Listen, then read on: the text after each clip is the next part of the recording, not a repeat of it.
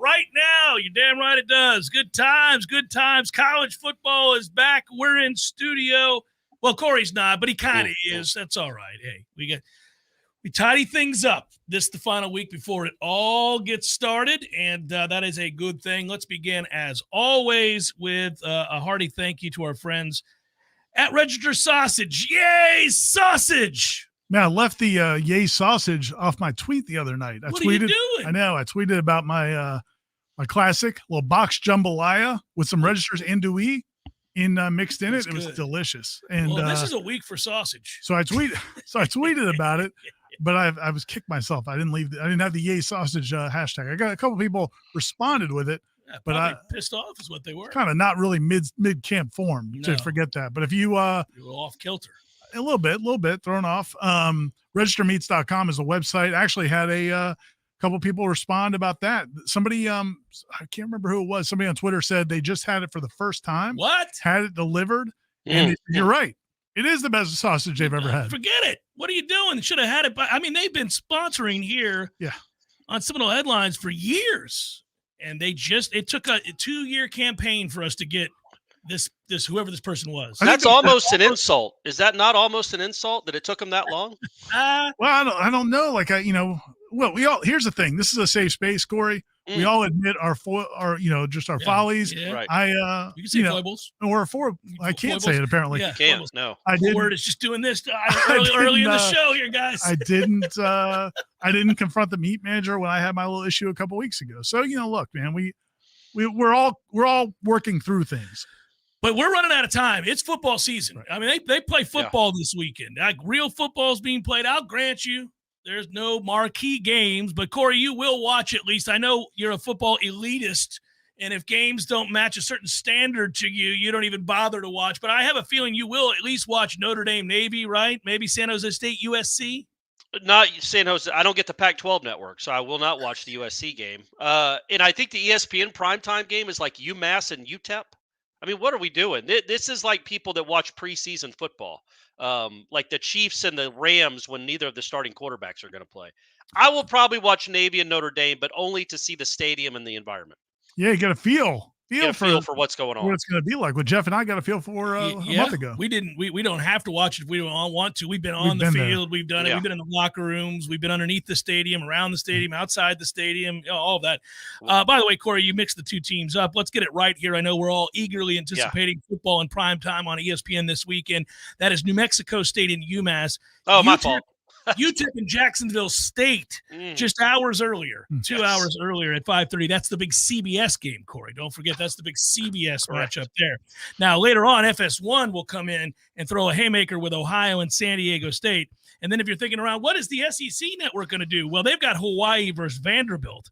FSU or Pac-12 Network North, San Jose State USC, and then CBS SN at 9 o'clock. Has FIU and Louisiana Tech. I like that the Pac-12 teams are still going to this is like they're going to celebrate their 1 year on TV. The remaining Pac-12 teams will they wear black patches? The schools that are left, the Pac-4, just remembering what it was like to have a TV deal. Yeah, I know, man. I don't like it. So I'm going to embrace this the final year of conferences making any kind of sense at all. But I'll do it. I'll do it. And listen, Corey, I know you said you don't have the Pac-12 network, buddy. There's a thing called a bar. Yeah. Look, Jeff, I get what you're doing. You're excited. College football is here, sort of. It is here. College football does not start until the Utah-Florida game on Thursday night. That is the start of college football season.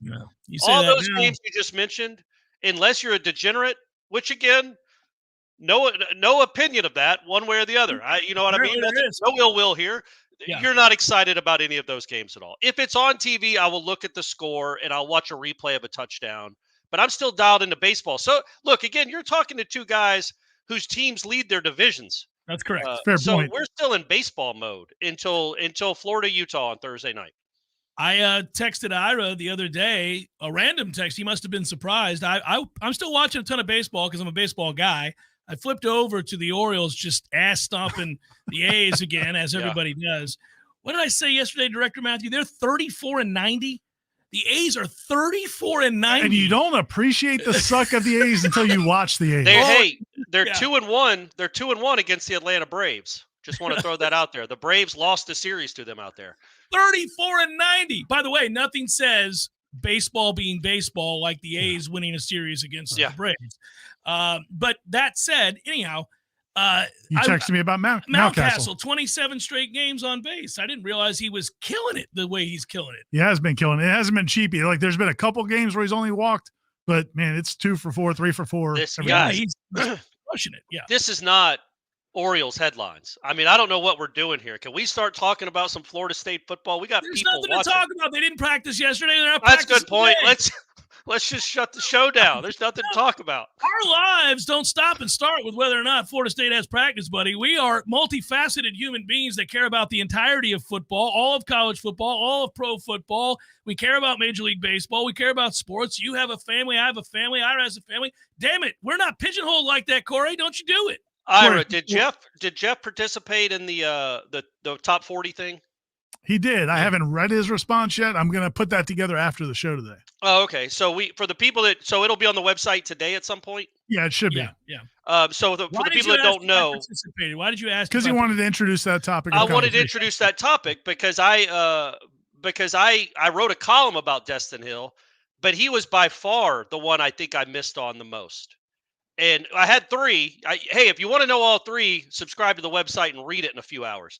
But the whole point of the whole exercise is for me to say I had Destin Hill higher than anybody else. That's the whole reason we're doing this whole. Well, how high did you have him? I think like 31. I think something like that. Would you move him up? At this point, probably, yeah, but not as much as you guys are gonna have to move him up. Yeah. Well, I think I moved him up. I said like in the mid-20s is where I would put him now. That's how much of an impact I think he might and could and probably will have on the 2023 season. Maybe not early on, but by Charlotte, I wouldn't be surprised if, I don't know, man, he's catching 6 balls for 85. I mean, I just think that kid's has a chance to be really something special. We have to record videos today. All of us do, about the players that we missed on. And then of course we've already, baked in the players we got right on. I celebrated my projection for Dennis Briggs and how good I thought he'd be. I had him top 20, and I think he's going to play at a high level. But I missed on. I got to give an apology to Darius Washington. I didn't even rank him. I didn't even have him ranked. And Darius is a Swiss Army knife. That guy can play anywhere along the offensive line, and he came in shape, and he looks so much better. So I definitely missed on him. And not having him ranked was a mistake. My mea culpa is going to be for Braden Fisk. I kind of missed that one a little bit. You slept on Braden. I did. He was offensive. Offensive a little bit. Anti-white player. Anti-Western Michigan bias, I think. That's what it is. Although I will tell you this, guys, watching the Johnny Manziel doc really kind of stirred up my anti-white short guy. Easily. Oh man. Easily. It was all stirred up. I was involved in the anti-short white guy overachiever thing when he played. I was like, this guy sucks. That might have been when it started. Oh, I remember getting in an argument with the sites down in Tampa because they were talking about wanting to draft him. I'm like, don't you dare draft Johnny Manziel. He's got zero chance to be any good. He's especially 6 feet tall, slow, and unathletic. Especially if he's never going to once look at a playbook. Well, he was athletic, but that was what was cool about that's what was cool about Johnny Manziel was that I think nobody was pretending he was a coach on the field and this gritty kid that was a leader. Like they all knew the deal. He made it very obvious in the middle of games that this is not the Bobby Hurley of the college football world where they're just going to praise him to death. You say that, man, but also they didn't rip him the way they would if he was different complexion is all I'm saying. Like the antics you're talking about, it was kind of treated as boys will be boys. Right. Like if after every play, somebody else were to go like this with the money. It might be treated a little differently is all I'm saying. Oh, it was always the best. Yeah. No, I hated him when he played. I did want him to beat Alabama, though. And so there was that moment. Did you watch the documentary, Corey? I did, yeah. I haven't seen it. I'm the only one who hasn't seen it. I heard he came off terribly. He didn't come off great. Nobody really did. Kingsbury, I think, comes off the worst. I mean, he basically admits, yeah, man, we knew he was hungover. We didn't care. Go win us a football game, Johnny. There you go. Well, at least he's real. And then it's like, shockingly enough, he was not accountable or dependable when he got to the NFL. Well, Ira, let me ask you a question. Did you see where Kingsbury was recording his interview from? It looked like about a $20 million mansion. He's doing okay financially. And a lot of that was because of that quarterback that won some games that got him a job, that got him another job. Do you remember, though, that was pretty funny. The first time we ever saw his house, Kingsbury's house, was the COVID draft. Yeah, the COVID draft. And they cut to him. I'm like, damn. Belichick's at like a corner table. I'm like, my man is flexing over here with water in the background. Belichick's in his 1,800 square foot house in like a little corner. You're like, Bill, you're one of the most successful coaches in the history of football. We know you've made hundreds of millions of dollars. You don't have to live in the gym. Yeah. Kingsbury's like in a Matthew McConaughey Audi commercial, just like sitting in this luxury living room, getting ready to start his Audi to go on a date with some supermodel. Man-made lake right outside his desert home there. That was insane. So, yeah, he was probably smart to let Johnny Manziel play hungover. Okay, so Swish Irish said something here, and a lot of other people said this yesterday on the Jeff Cameron Show, and I've noticed growing momentum. It boils up within Irish Chaffel right here next to me. I know that. In that, Corey, I got to test it here and find out where you're at with this. I haven't talked to you in the last couple of days. There's this growing sentiment Florida State's going to blow out LSU. Oh, okay. Growing sentiment that FSU is going to blow LSU out. I don't know that I think Florida State. You're always kind of cowardly when it comes to this sort of thing. Yeah, but I mean, come on now. You're scared of everybody. Some people would say measured. Cowardly is probably fair. Cowardly is probably fair. We were talking about that on Wake Up. I think the spread is wrong. I don't understand why Florida State isn't favored. I don't think Florida State should be favored by 2 touchdowns or anything, but I think they have the better quarterback. I think they probably have the better defense. And I don't know. And it's going to be a pseudo home game. So I just don't quite understand why LSU, because of the way they looked at the end of the year, when they just got boat rate, they gave up 500 yards to Georgia, like 350 in the first half when Georgia was still trying. And then they gave up 38 to A&M and 270 yards rushing. That was their second to last game. And then that was the regular season finale. And it's like too much stock, I think, is being put in the Purdue game for LSU and the Oklahoma game for Florida State. I just think Florida State's better than they were last year. And I wasn't impressed with what LSU did defensively at the end of the year. Yeah, I think one issue for Florida State from a perception standpoint, we have to remember that the odds are made partly with power ratings by the bookmakers, but also by public perceptions. That's factored in as well.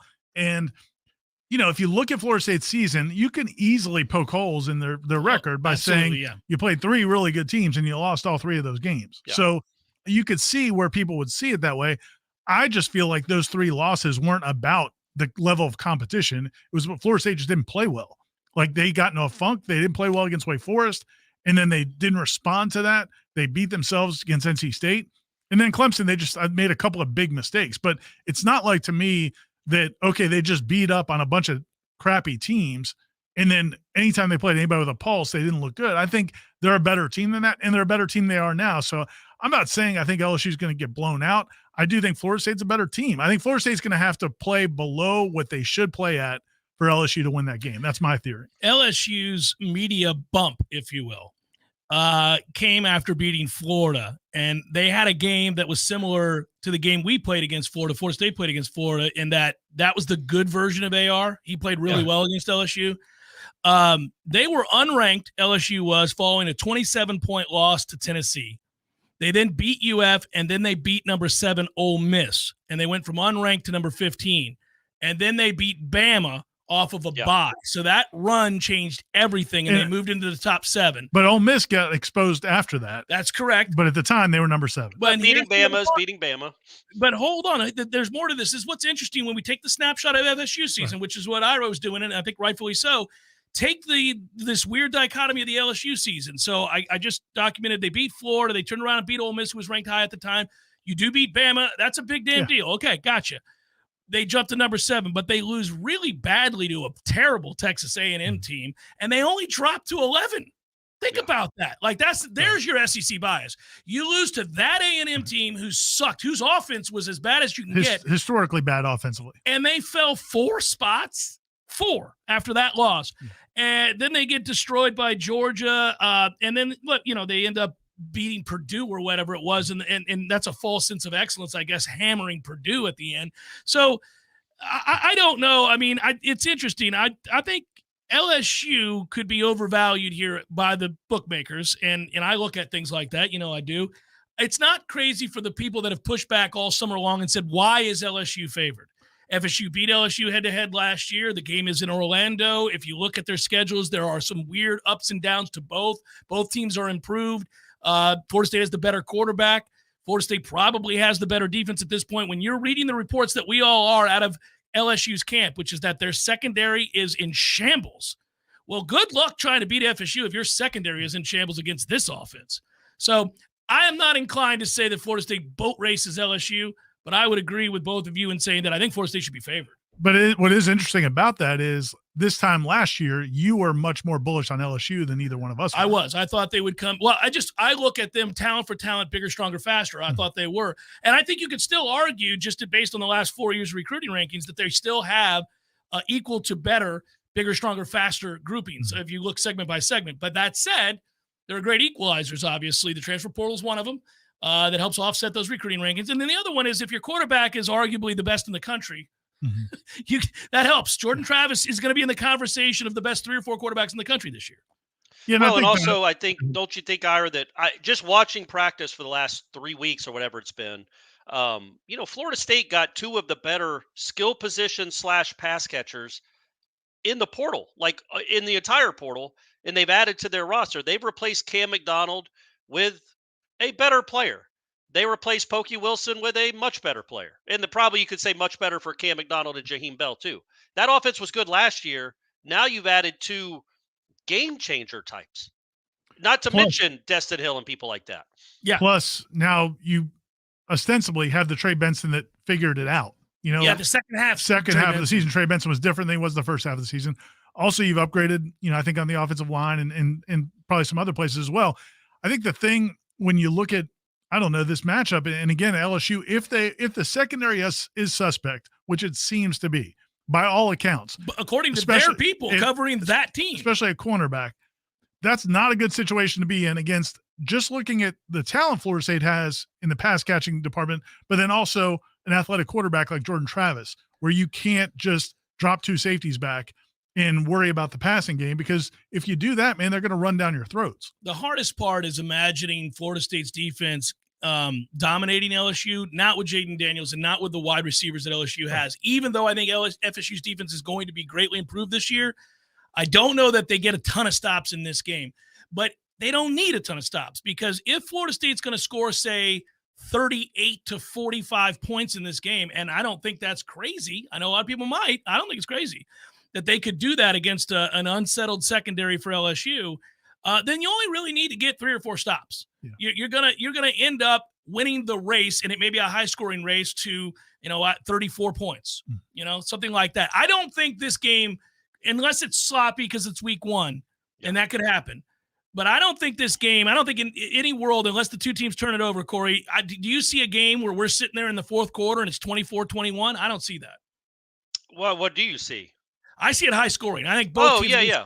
I think Florida State wins this game like 41-30. I think it'll be in the 30s. But yeah, the whole the caveat is the turnovers, a strip sack, a block punt, 2 interceptions, something like that. It's interesting when you think back to that LSU game, and really when you watched LSU all last season, because I did after that game. Jaden Daniels he's nothing special with his arm and the way it wouldn't be. I think the Boutte kid was so frustrated last year because he didn't have a quarterback that would throw him the ball. Not on time, not in rhythm, not within the offense, correct. Right. He doesn't see it quickly, or at least he didn't at all. And he didn't against Florida State. When they started moving the ball in the 4th quarter, it was basically him running around. Well, and if you look at and I didn't watch them as much as you guys did, but just if you go look at the box scores, that Alabama game or some of the games where they had a lot of success, he ran for 150 yards. Well, and the problem is he can do that. Like that doesn't go away. It's maddening. It's not something that translates to the league. But in a college game, if you can't get him to the ground, it's 3rd and 8, and he's running for 15 yards. It happens, and that's why I don't think, even if FSU's defense is greatly improved, that it will be dominant in this day, because that's what he does give you. I think the best thing that Kelly did last year was just finally throw his hands up and say, okay, we got to play like that. We're going to have to play where we utilize this kid's weaponry as a runner. And it's elite. As a runner, he is elite. He is extremely difficult to get on the ground. And so plays get extended. It's kind of all, it reminds me a little bit, even though he's not nearly the player that he was, but it's like Russell Wilson in Seattle. They never ran. I mean, that offense was always off schedule. He was never throwing on platform. It was always him moving outside the pocket, prolonging a play, driving people nuts. Corey, when he bangs on the table, are you hearing that? Yeah. Okay. It's fine. It just means he's proven a point. I didn't know there's something going on here. It seems really loud every time he hits the table. That he's kind of what we thought Jordan Travis was. Right. Jordan Travis proved to not be that guy, but we thought Jordan Travis was a guy that could make play with his legs, and he had to his first year and a half at quarterback at Florida State. But I think, with Florida State, I think you can spy Jaden Daniels, and it won't kill you in the passing game. I think if LSU devotes a spy to Jordan Travis, they will get destroyed. If you take a defender away from the back seven just to spy the quarterback, so Jaheim Bell or Johnny Wilson or Keon Coleman or Destin Hill's got one-on-one coverage, good luck, man. Well, I think you're going to see a lot of that. I mean, I think they're going to have to, because, and it's not just that Jordan's carrying the ball, it's the threat of Jordan carrying the ball and what that opens up for Trey Benson and everybody else. It's a beautiful thing to think about, though, the ways that coordinators lose sleep at night trying to stop Florida State's offense. Seminole Headlines, 93.3 Real Talk Radio, Warchant TV continues in just a moment.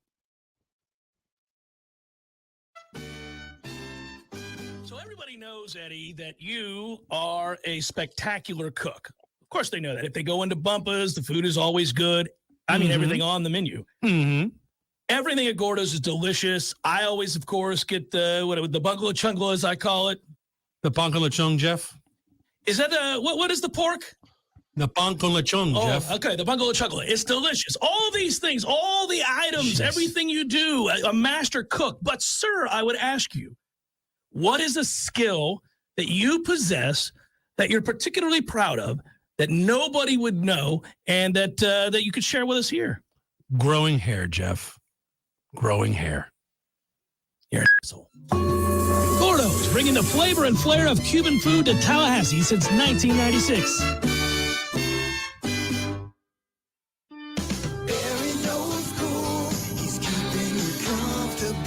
This is Kyle, Service Manager from Barano Heating and Air. Schedule an appointment from your mobile device to learn about our Total Comfort Service Program. With guaranteed same-day service, 15% off necessary repairs, and $25 berry books to use towards air filters and other products. Turn to the experts at Carrier and Barano Heating and Air. Any day, anytime, anywhere. Online at baranoac.com. Florida license CAC 1816-186. Hey, no fans, our partner ISF Inc. is a national management and IT consulting firm located right here in Tallahassee, Florida, solving the future for state governments through strategy, process, and technology. As a trusted advisor for state governments, ISF knows the importance of defining a clear and detailed strategy. Our friends at ISF can help your organization create a strategy that sets you on a path to success. ISF, your vision plus our expertise brings your brilliant ideas to life. Visit ISF.com to learn more. ISF, solving the future. Does your knee pain keep getting worse? How about that pain in your shoulder, your hip, or your back? Don't let them tell you that steroids and surgery are your only option. Take my advice and call QC Kinetics. Hey, everybody, it's Greg Tish. QC Kinetics can make that pain go away with all natural, advanced, regenerative medicine. They're helping people here every day with these amazing natural treatments that restore and repair damaged joint tissue. It's like turning back the clock. Regenerative medicine uses concentrated healing agents from your own body to stimulate that damaged tissue in your joints so they can work like they're supposed to. And there's zero downtime. QC Kinetics is the nation's leader in this exciting medical breakthrough. Patients here are getting long-lasting relief, and they're saying no to surgery and drugs. If you have pain due to injury or arthritis, this is a remarkable option that you need to check out. And the consultation is free. Call QC Kinetics now. 850-391-4280. 850-391-4280. That's 850-391-4280. There's fun to be had every night at the Corner Pocket. Take home prizes on Trivia Tuesdays and Beer Bingo Thursdays. And kickstart your weekend with Martini Fridays. Plus happy hour runs every weekday and game day specials every time the Noles take the field. Watch all the best games at the Corner Pocket's Vegas Wall, featuring 560 inches of flat screen TV heaven. Oh, really? The best food, the best drinks, and the best place to watch all the games. Tallahassee loves the Corner Pocket. Life is stressful. Dinner shouldn't be. That motto is why Register Sausage has been doing business in the Florida Panhandle and Lower Alabama for over 75 years. A proud sponsor of Seminole Headlines, Register Sausage always provides the best Southern smoked sausage to over 140 grocery stores and restaurants throughout the Southeast. Headliners have discovered the Register's difference. You can too. To find a store that carries Registers near you or to buy directly, head to registermeats.com. That's registermeats.com. Register Sausage. Yay, sausage! Seminole Headlines returns now. Head to YouTube and search for Warchant TV today to catch the show live or on demand. Now, here's Jeff Cameron, Ira Schofel, and Corey Clark. MLB, obviously in full swing. We're down in the home stretch. MyBookie, your one-stop shop for all your betting needs. Wide range of betting options at MyBookie. That includes money lines, run lines, totals, futures. MyBookie gives you plenty of ways to bet on your favorite teams and players.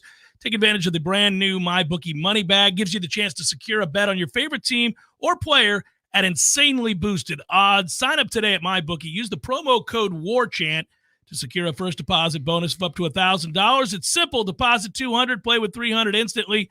Promo code WARCHANT to claim your bonus. If you're a baseball fan wanting to add more excitement down the stretch, look no further than MyBookie. Sign up now. Get ready to experience the thrill of baseball betting like never before. Bet anything, anytime, anywhere with MyBookie. That is midseason form. That is rolling on big good right there. That was calm, deliberate, specific. So now that we have Florida State winning 41-30, 41-21, big lopsided win there. Do they move to number one in the country after that game, guys? No. I don't know. I mean, it's the great LSU Tigers, kings of the West of the mighty SEC. The question is, how far would LSU fall? Are they out of the top 25 altogether because they lost to a meager ACC program? School? Yeah, they don't get that SEC bump of only dropping 4. That's crazy. They only dropped 4 spots after losing to a 4-7 Texas A&M team. They by that much, by giving up 40 points, they only dropped 4 spots. Yeah, that was a tough day at the office. You would have figured most teams would drop 8 to 12 spots after a game like that. Nay, 4 spots. That's it. That's all. And the beauty about one of the former coaches at Florida State is I was looking at that box score yesterday, and I was just seeing how many yards they rushed for, and A&M ran for 270 yards. And they have that really good running back. I'm not sure if he's still on the team or not. Chaney, whatever it is, Devin Chaney. Guess how many times he carried the ball in that game? 36. Close, 38.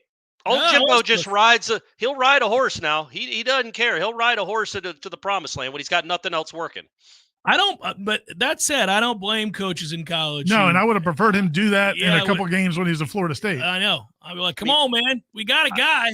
He's pretty good. I mean, he did it with Dalvin a good bit in 15, but it's like, yikes. This kid's trying to have a career and make some money playing. I guess at A&M, you're making money anyway. Right. Hey, college football in general, you're making money, but 38 carries a lot for a college running back. Yeah, it's not as egregious as what you see with college baseball coaches rolling a pitcher out there for 157 pitches in the postseason in a regional. Like, my man, what are we doing out here? Trying to win a regional is what I'm trying to do, Jeff. Yeah. That is the thing, though, with Jimbo. Like those spots, like that spot in that LSU game was a Jimbo spot. Like where Jimbo, when you think they've got no chance in a game, that's when he usually was better than any other he situation. would rise up to the occasion, and he was always good in the rivalry games. Really quickly, Nathan asks a question in the chat. I would think the answer is most assuredly yes. Is Clemson a sod game? And he says, even if FSU is a favorite. Yes. We're not winning up there these days, Nathan. I don't know if you've noticed, but a whole lot of humbling moments up there at Clemson. What would it take for them to be a favorite up there? If Clemson loses to Duke? If Clemson just looks average against Duke and Florida State stomps LSU, it could be. Yeah, Florida State's 3-0 with 3 decisive wins, 2 on the road. Lost them 7 straight times. I'm tired of this ass kicking that we've been taking at Clemson. I mean, Clemson is approaching a platinum bohica on the wrong. I never thought I'd be describing that coming Florida State's way. So this is not. You jinxed it. This is karma coming back. It can happen. It's vile. It's a disgusting term. It's a gross acronym, and now it's coming back to bite you in the butt. No, it's not, because we're going to go win. Don't worry about it. Let's hope. Clemson might has 2 chances this year. Yeah. It is remarkable to think about where this program was 3 years ago to where Dabo Swinney accused Florida State of trying to cancel the game because they were afraid of giving up 70 points. Right. And now you might be in a situation where 3 years later where Florida State might be favored. And then the question is, like, if Florida State does win that game convincingly, Is that in the back of Norvell's mind at all? Oh, I'd run the hell out of it. I if I got a chance to beat them by 60, I'm doing it. Yeah. Now, there's no chance that happens, by the way. Clemson's good. Despite this winning streak for Clemson, it's a mighty one. Florida State is still 5 games above 500 against Clemson all time. Yeah, well, it used to be a lot more. It used to be a lot more. 12 above 500. Hey, the longest win streak was, in fact, a confirmed Platinum Bohica plus from Florida State to Clemson. 11 straight from 92 to 2002. 11 straight ass stompings to Clemson. You should try to arrange like a kind of a belated trophy. By the way, just so you guys know, you did earn this. It was our mistake. Yeah. We mistakenly didn't present you your gift. Yeah. The current win streak for Clemson, as they try to avenge and want to give the trophy back, is 7, as Ira pointed out, from 2015 to current. And it would have been 8 if they'd have played in 2020. And Dabo is right. They would have scored 80. They would have if they wanted to, but they didn't. Hey, games aren't played on paper, guys. We'll never know. Florida State, I thought, was peaking at the right time there for that Clemson game in 2020. In all honesty, Corey, I mean, that may have been what kept the streak alive for Clemson, was that they didn't have to play on that fateful day. They were primed for an upset. Hey, Trevor Lawrence and Etienne, I don't think they wanted any part of that 2020 FSU defense. Quick note here, though, because, Corey, you're good with scores and numbers, so I'm going to give you this here, buddy. Can you name the scores if I give you the years? No. Let's try it. Okay. What was the final score in 2015? This is the beginning of the losing streak to Clemson. I'm going to give you every one of these 7 losses, everybody. No, it was revenge. It was closer than it should have been. It was correct. It was like 24-21. I say 20 is. I thought it was a 10-point game. That's correct. Okay, but I didn't know. I can't remember the score. 31-21, 23-13. Okay. Another really surprisingly close game, which we all recall, is in 2016, and that's a robbery. Oh. 35-31. No. 37-34. Not bad, Corey. Then the ass kickings begin. Then we fall off a cliff. Then the plane is crashed into the side of the mountain. Here's where it all falls off a cliff. 2017, 31-14. Clemson could have been worse. 2018 in Tallahassee, 59-10. I remember that one. 59-10 will hurt your feelings. At the end of the one quarter, I felt good. I felt like the Noles right there. Had him right if where they wanted Asante him. Samuel doesn't rough that kicker on the field goal, the whole game's different. Whole game flips on that. Completely different. Lest we forget in 2019 when you thought things might be getting a little bit better. No, 45-14. Not better at all. Not only 45-14, it was 42-0 in the third quarter. That is correct. Clemson, South Carolina, the corner starts to turn. Mike Norvell's got his team believing enough to fight and fight hard. They're in it with a chance. It's 30-20. They lose. Really, that's a 3-point game because of the stupid play at the end there. Right. But yes, that's 30-20 in 2021. 2022, 34-28 last year. Ironically, I think the game at Clemson in 2021 was a lot closer than the game was last year. I've disagreed with you since that night, and I will disagree with you till I'm buried, buddy. I think Florida State was. I mean, there's like 2 or 3 plays in the Florida State game against Clemson last year. You and I are going to sit down with a beer in our hand together as friends, and we are going to watch play-by-play so that we can go back and change your revisionist history and watch that game from start to finish. Well, I mean, I think the obvious point would be that Florida State led that game with 2 or 3 minutes to go before Shipley hits before the final drive that's aided by a pass interference, and then Shipley has the. No, we're talking about you're talking about the wrong game. We're talking about last year. We're talking about last year. I know, but you said last year was closer than the year before. No, I said the year before, Florida State in 2021, that game was closer than last year. So I'm agreeing with you. That game in 2021 came down to the final 3 minutes. Clemson was up by 20 points in the fourth quarter last year. My point is that game. We're comparing the teams. If you look, my point is, if you took those 2 teams and played 10 times, like we're going back to 2013 with Dabo. If they played 10 times, last year's Florida State team would have put up a better fight in those 10 games than the team the year before. The Lawrence Toffoli play is a crazy fluke play. It is, but the defense played really well Jermaine Johnson's play is a crazy. I mean, they made the plays. Well, he earned that play. He was dominant. He was dominant that but day. Those don't just happen. In the quarter, Clemson's quarterback was awful in that game. Right. In 21. In 2022, he was pretty good. He was way better than he played all season. So to me, I just felt like last year's game did not represent the difference in the 2 teams. Well, the interesting thing is that I think we can say, and this bothered all of us, I said going into that game, if this kid plays well at quarterback, we got a problem with his defense. And he did play great. But he had not shown signs of it, and then he subsequently did not, and he lost the job and had to transfer. Well, that says something about your defense. That sorry ass. Dude, he made throws in that game that he didn't make in the other game when guys are wide ass open. Because our defense he picked one day to play decently. Okay, so he got lucky? Yes. No, sir. See, guys, usually I'm in the middle of this nonsense yelling at Jeff. I like being an official because what happens is Jeff goes from trying to prove a point to saying that's why the defense sucked last year. And you know the defense didn't suck last year. But you speak in hyper. I mean, they're a top 20 defense. So what would you do? What are all the teams that are 25 to 100? Okay, suck is too strong a word. They all sucked that night. They all played great offenses all 12 games. They sucked that night. I'll give you that. You're not going to sit here and tell me that when they played good offenses, they performed well, because they didn't. They didn't. Right. But suck is too strong. No, he's not a good quarterback, Ira, and he lit that defense up. But my point is, that's a one-time deal. Like, he didn't do it against other bad defenses. He sucked. That's why he's not there anymore. Different discussions. If a defense like the one I'm describing routinely makes bad quarterbacks look good, or good offenses light you up. No, they played other bad defenses that scored nothing. Bad offenses. So if good offenses score however much AR was this and that, he could have done anything he wanted with one receiver. He just was the number one pick in the draft. You thought he sucked, and so did I. But he's not. It's not. He's not so it's athletic or convenient to make talented. the argument with the draft spot. No, man. What I'm telling you is, you watched him with one receiver light up this defense. I'm making the point that this defense has got to get worlds better. I think it will. All of last year, when they played a quarterback who played well on a night, any given night, they got destroyed. Like most defenses do. Yeah, man. And what I'm saying is, a bad defense gives up 30, 25 points against bad offenses. They did not. They beat the crap out of bad offenses. That makes them better than bad. Okay. Well, yeah, they didn't suck. Again, if I'm the official, I'm the referee.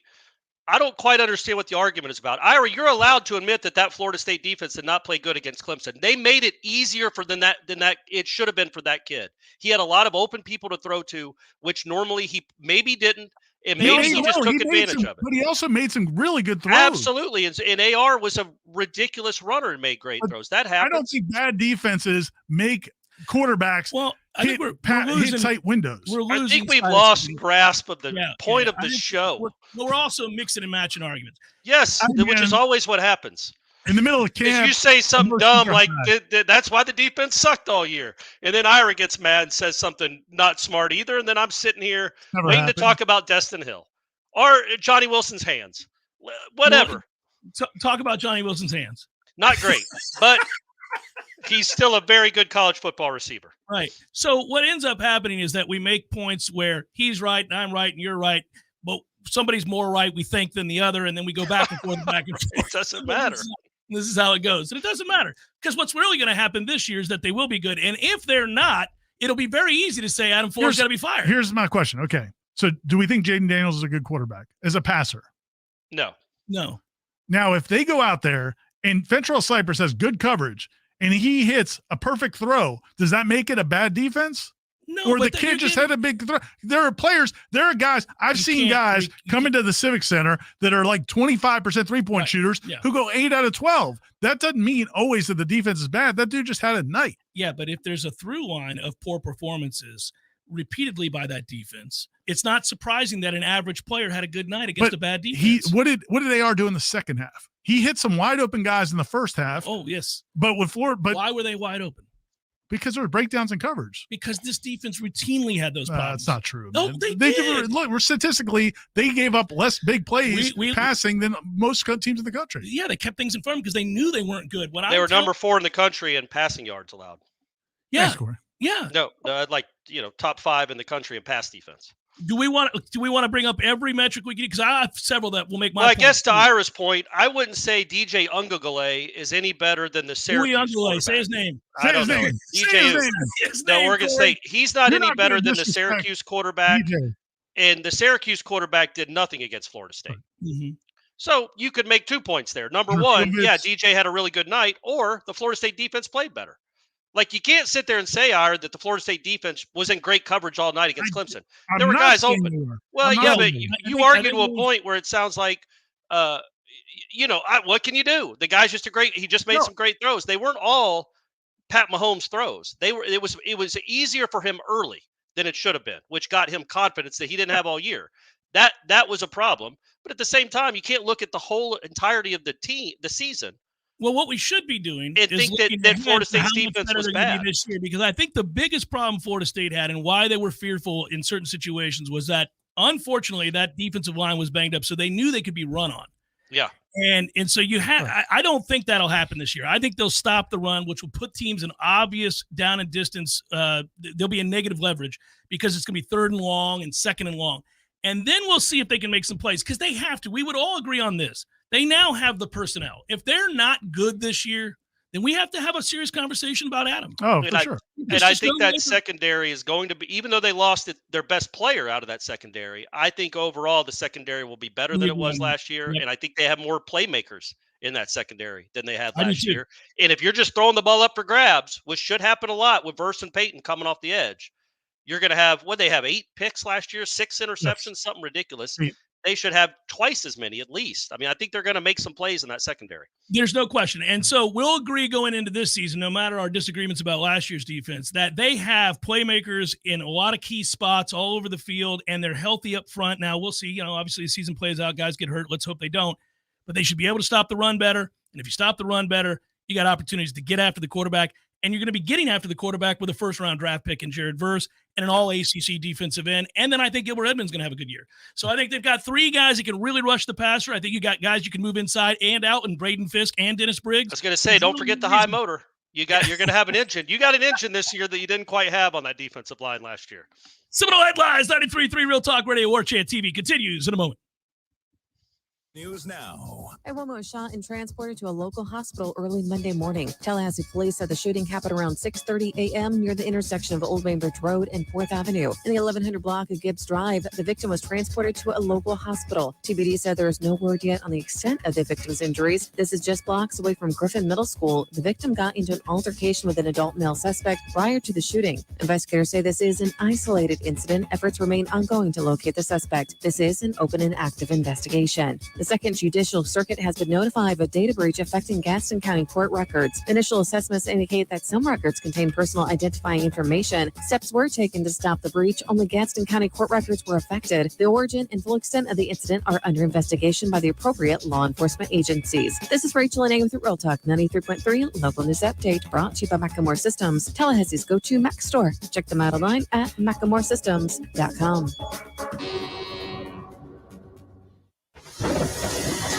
This is meteorologist Paul Trombley with your Real Talk 93.3 weather update. Slight chance for scattered storms this afternoon. Otherwise, a blend of clouds and sun.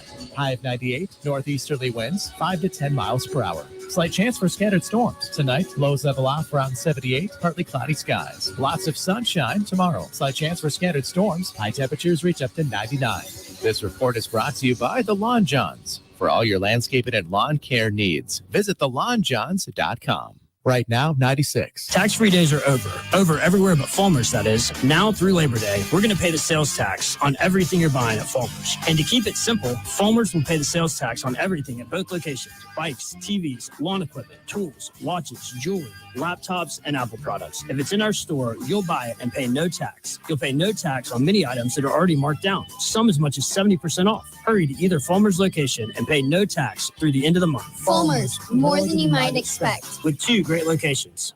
This is Alex from Fulmer's. We've been buying gold and silver jewelry, fine watches, and other collectibles for over 45 years. But did you know Fulmer's buys and sells gold and silver coins, bars, and bullion? Don't get scammed online or pay high shipping and handling fees. Call or stop by Fulmer's for a quick and easy quote. No matter if you're new to investing in bullion or have been collecting a lifetime, Fulmer's is your local source for buying, selling gold and silver coins and bullion. Fulmer's, more than you might expect, with 2 great locations. Life is stressful. Dinner shouldn't be. That motto is why Register Sausage has been doing business in the Florida Panhandle and Lower Alabama for over 75 years. A proud sponsor of Seminole Headlines, Register Sausage always provides the best Southern smoked sausage to over 140 grocery stores and restaurants throughout the Southeast. Headliners have discovered the Register's difference. You can too. To find a store that carries Registers near you or to buy directly, head to registermeats.com. That's registermeats.com. Register Sausage. Yay, sausage! Seminole Headlines returns now. Head to YouTube and search for Warchant TV today to catch the show live or on demand. Now, here's Jeff Cameron, Ira Schofel, and Corey Clark. Yeah, the defense will be better this year. We got through it during the break, guys. We're kumbaya. Everything's good. We all agree the defense. Nobody said anything to me during the break. Sitting up here in my house in Atlanta. Well, you were just contemplating the many facets of the arguments. I was really good. I was cool that we were transported back to October of last year. That was neat. It's also good. It's the first time that one of us isn't vehemently arguing with you. That's true too. I like being the breakdown guy. And unlike Ira, I will still participate if I'm not involved in the argument. So I tried to be the peacemaker. Somewhere in there we had a question, and I've got to find it. But I do know this one thing that I talked about when we did our write up with the article that's going to be on warchant.com. And I don't know if you guys agree. I think you do. There's no doubt there's a different mentality and aggression in the secondary because of Patrick Surtain. Right. I agree. There's no doubt that guy has changed the way they think about playing defensive football, the way they roam the secondary. I know he calls it zone eyes and all that. They are so much more aggressive to the ball. And what I got mad at last year when I started ripping Woodson was that you would see guys stand in an area if we tried to play zone, and they never thought to attack the ball. Well, and that's been going on now for several years. It was so frustrating. It was a hallmark of the Harlan Barnett defense as well. And it's like, we're in a zone, so I'm going to stay right here. It's like when I was like when Alexa and her girls' basketball teams, when they were like 12 years old, and they'd be in a zone, and somebody else is running free to the basket. It's like, oh, no, you have to move to get in front of that player. Wherever the threat is. The fluidity of the game requires you to actually move. It's not in theory. You're playing the game now. I agree. And so it looks like they've gotten better. We saw some signs of it getting better last year. Greedy Vance had a couple plays where you saw him, guys coming off of their zone and making plays, but you've seen it a lot more recently. Almost from day one. Like when we went out there, and obviously I've kind of been keenly watching that because I was an advocate for getting rid of Woodson, but I wanted to see what Surtain would bring. I didn't know anything about him other than his playing career. Obviously, I never watched him coach high school football, so I didn't know. I knew of his accomplishments, but I wanted to see, was there anything appreciably different or noticeably different? And I think from like the first time they put on pads, you could even without pads, you're like, oh man, they made everything difficult. That's one of my favorite parts about camp is that the competition that we expected to happen has been real.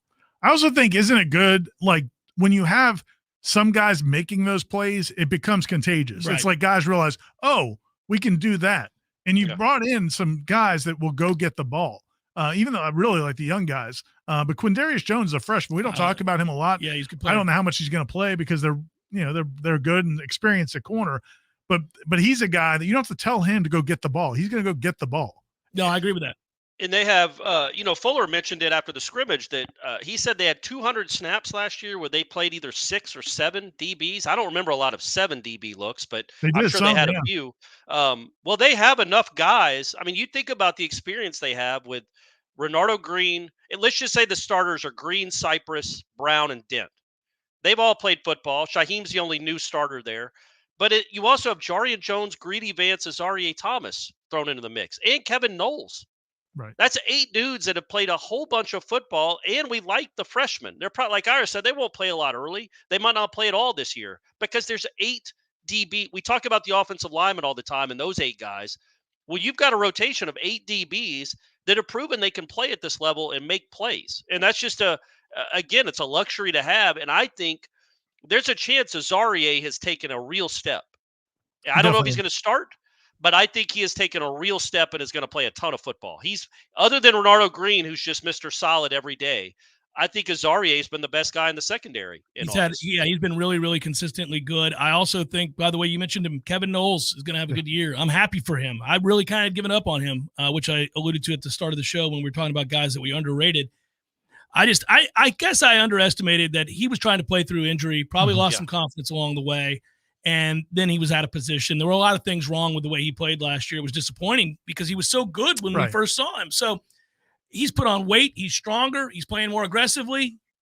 That speaks to confidence. I think he'll play well. And a lot of the young guys, and I brought this up, you have too, you just don't know when they'll try to get them in games because they are so young and they play two really good teams in their first four. But I'm going to guess in the back end of this schedule, you see a ton of the young guys. Right. Ton of them, because they're going to be in situations where they're blowing teams out. Well, and the thing is, I think when you look at like Conrad Hussey, Edwin Joseph, some of those guys, Quindarius Jones, KJ Kirkland, and our guy Ashlyn Barker. Yeah, I really love him. Like him a lot. Love him.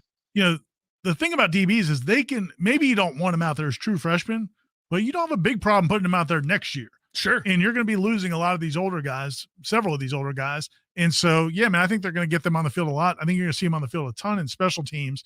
And those are special dudes, man.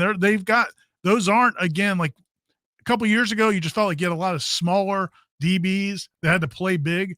Well, these are bigger dudes. I mean, especially Quindarius, KJ Kirkland, and those guys, they've got length.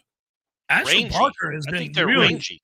Yeah. Yeah, I like Barker. I like Barker I like him a lot, man. And that first day I kept telling myself, why are you so excited about watching this Ashlyn Barker kid? Because I didn't have any expectations for him. And then the next day I thought he was good. And then the next week I thought he was good. I'm like, well, at some point I'm just going to say this kid's really good. I know that we love Kirkland, which we should. And I just got done talking about Noles, and we all know Shaheem Brown's going to be the starter and all that. But, I mean, you start looking around, you're like, man, Ashlyn Barker looks like he could play. Conrad Hussey's a freshman. He looks like he could really play. There's a lot of guys that you would want to see get out there. Quindarius, who you just mentioned, and yes, Corey, I think you're absolutely spot on when you say Azaria Thomas has been awesome. Yeah, the one question I have after watching 3 weeks of practice, though, is I have not seen, and it's hard for me to judge. I'm not a defensive coordinator. I'm not watching the all 22s. I haven't seen great special play out of the safeties. They haven't made a lot of picks. They haven't made, but again, it's hard to judge. They're not on the field a ton because of the way they rotate in the first string, second string, third string. But, I would have liked maybe I know Shaheem made a couple last week, but I'd like to see a little more out of that, honestly, because Shaheem, remember, 2 years ago was picking off a pass every practice. Haven't seen a ton of that yet, but he's also, quite frankly, he's going against a quarterback that doesn't throw a lot of interceptions. And 2 years ago, he was not. That's exactly what I was going to say. Yeah. I mean, a lot of those interceptions were against Tate when Tate was a redshirt freshman or sophomore, or maybe Chubba. Or Milton. Chubba. And I think the thing, but no, I think that's the real story. There was a day, was it last week or the week before, where Jordan actually threw 2 picks. That was like earth shattering. Like, he never throws picks. Right. So you don't see a lot of it. But yeah, man, Adam Fuller made the comment in the spring that he thought Shaheem Brown could be one of the top defensive backs in the country. We haven't seen that. I don't, and I like Shaheem a lot, but we haven't seen that out of him. Well, when he has 2 picks and a touchdown against LSU and part of that huge blowout that we're predicting today, then there it is. It changes everything moving forward from there. Those LSU fans will never forget the name Shaheem Brown after what tired of this son of a bitch blocking extra points, picking off passes. This guy. Man, they're going to think he's Sean Taylor.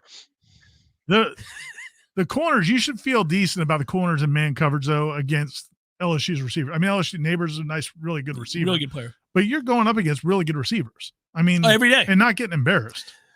Well, Corey, go ahead and say it as we go to break. What is the iron thing? Oh, guys, in fact, Maurice Smith said it a couple of times last week. He said he started to say it too. He said iron sharpens iron. Or they actually say iron on iron, which I don't like. I mean, I've copywritten sharpening. I have the verb sharpens in there. So I don't like that they're misusing it a little bit, but the sentiment remains. Iron on iron makes, I guess, iron stronger. Is that what it does? Sharper. It makes iron sharper. Okay. Whatever it does. Hour number 2 forthcoming. Hang in there, kids. We'll get to your questions in a minute.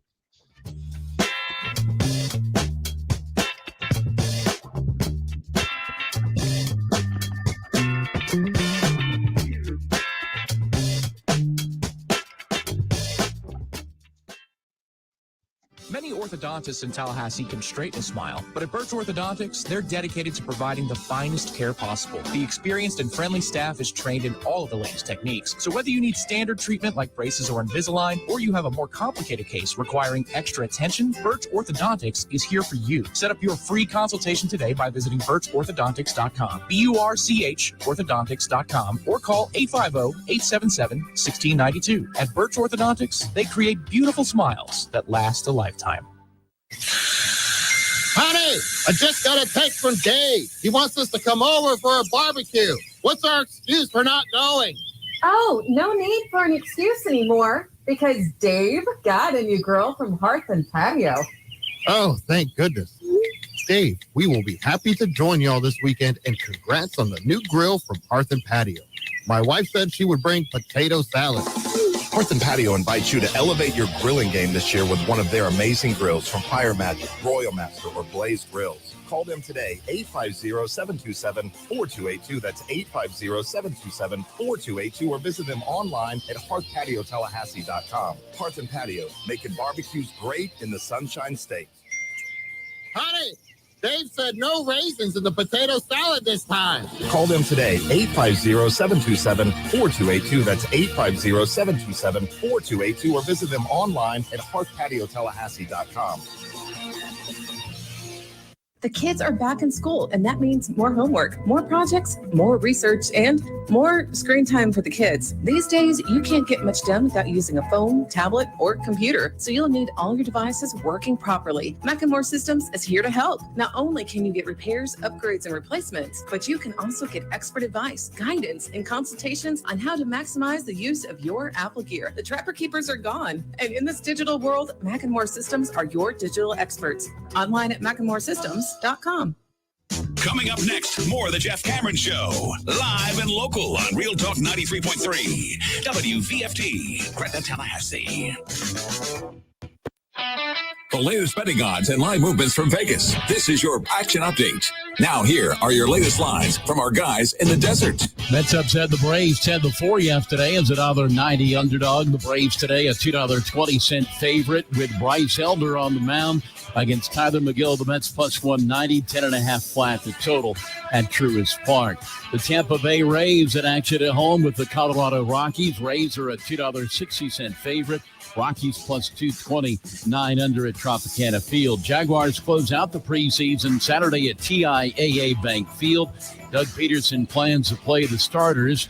Jacksonville, the 7-point favorite over the Dolphins with a total of 41. And it's the Ravens, a 1.5 favorite at the Buccaneers.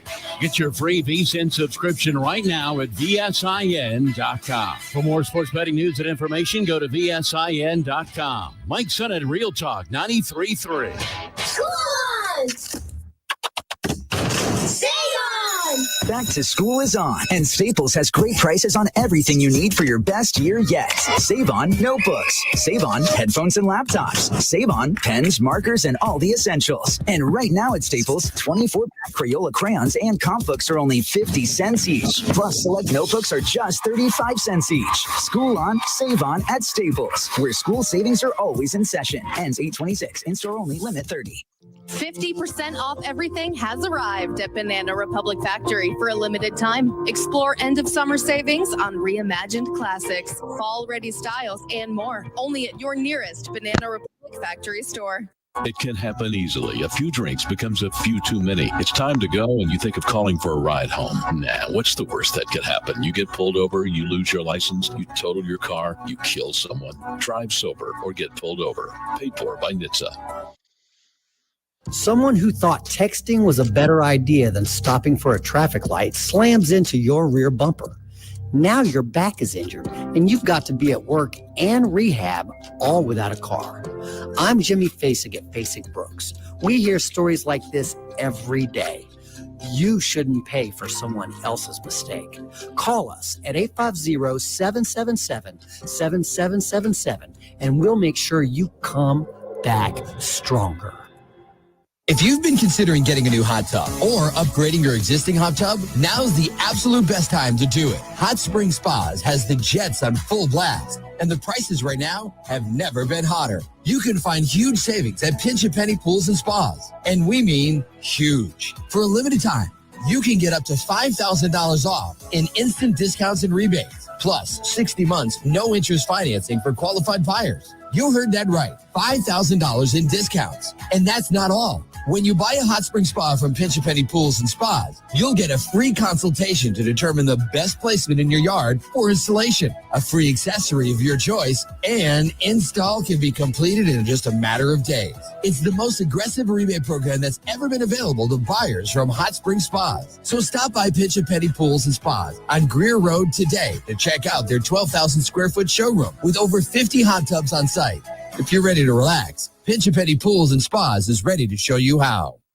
Many orthodontists in Tallahassee can straighten a smile, but at Birch Orthodontics, they're dedicated to providing the finest care possible. The experienced and friendly staff is trained in all of the latest techniques. So whether you need standard treatment like braces or Invisalign, or you have a more complicated case requiring extra attention, Birch Orthodontics is here for you. Set up your free consultation today by visiting birchorthodontics.com, BURCH orthodontics.com, or call 850-877-1699.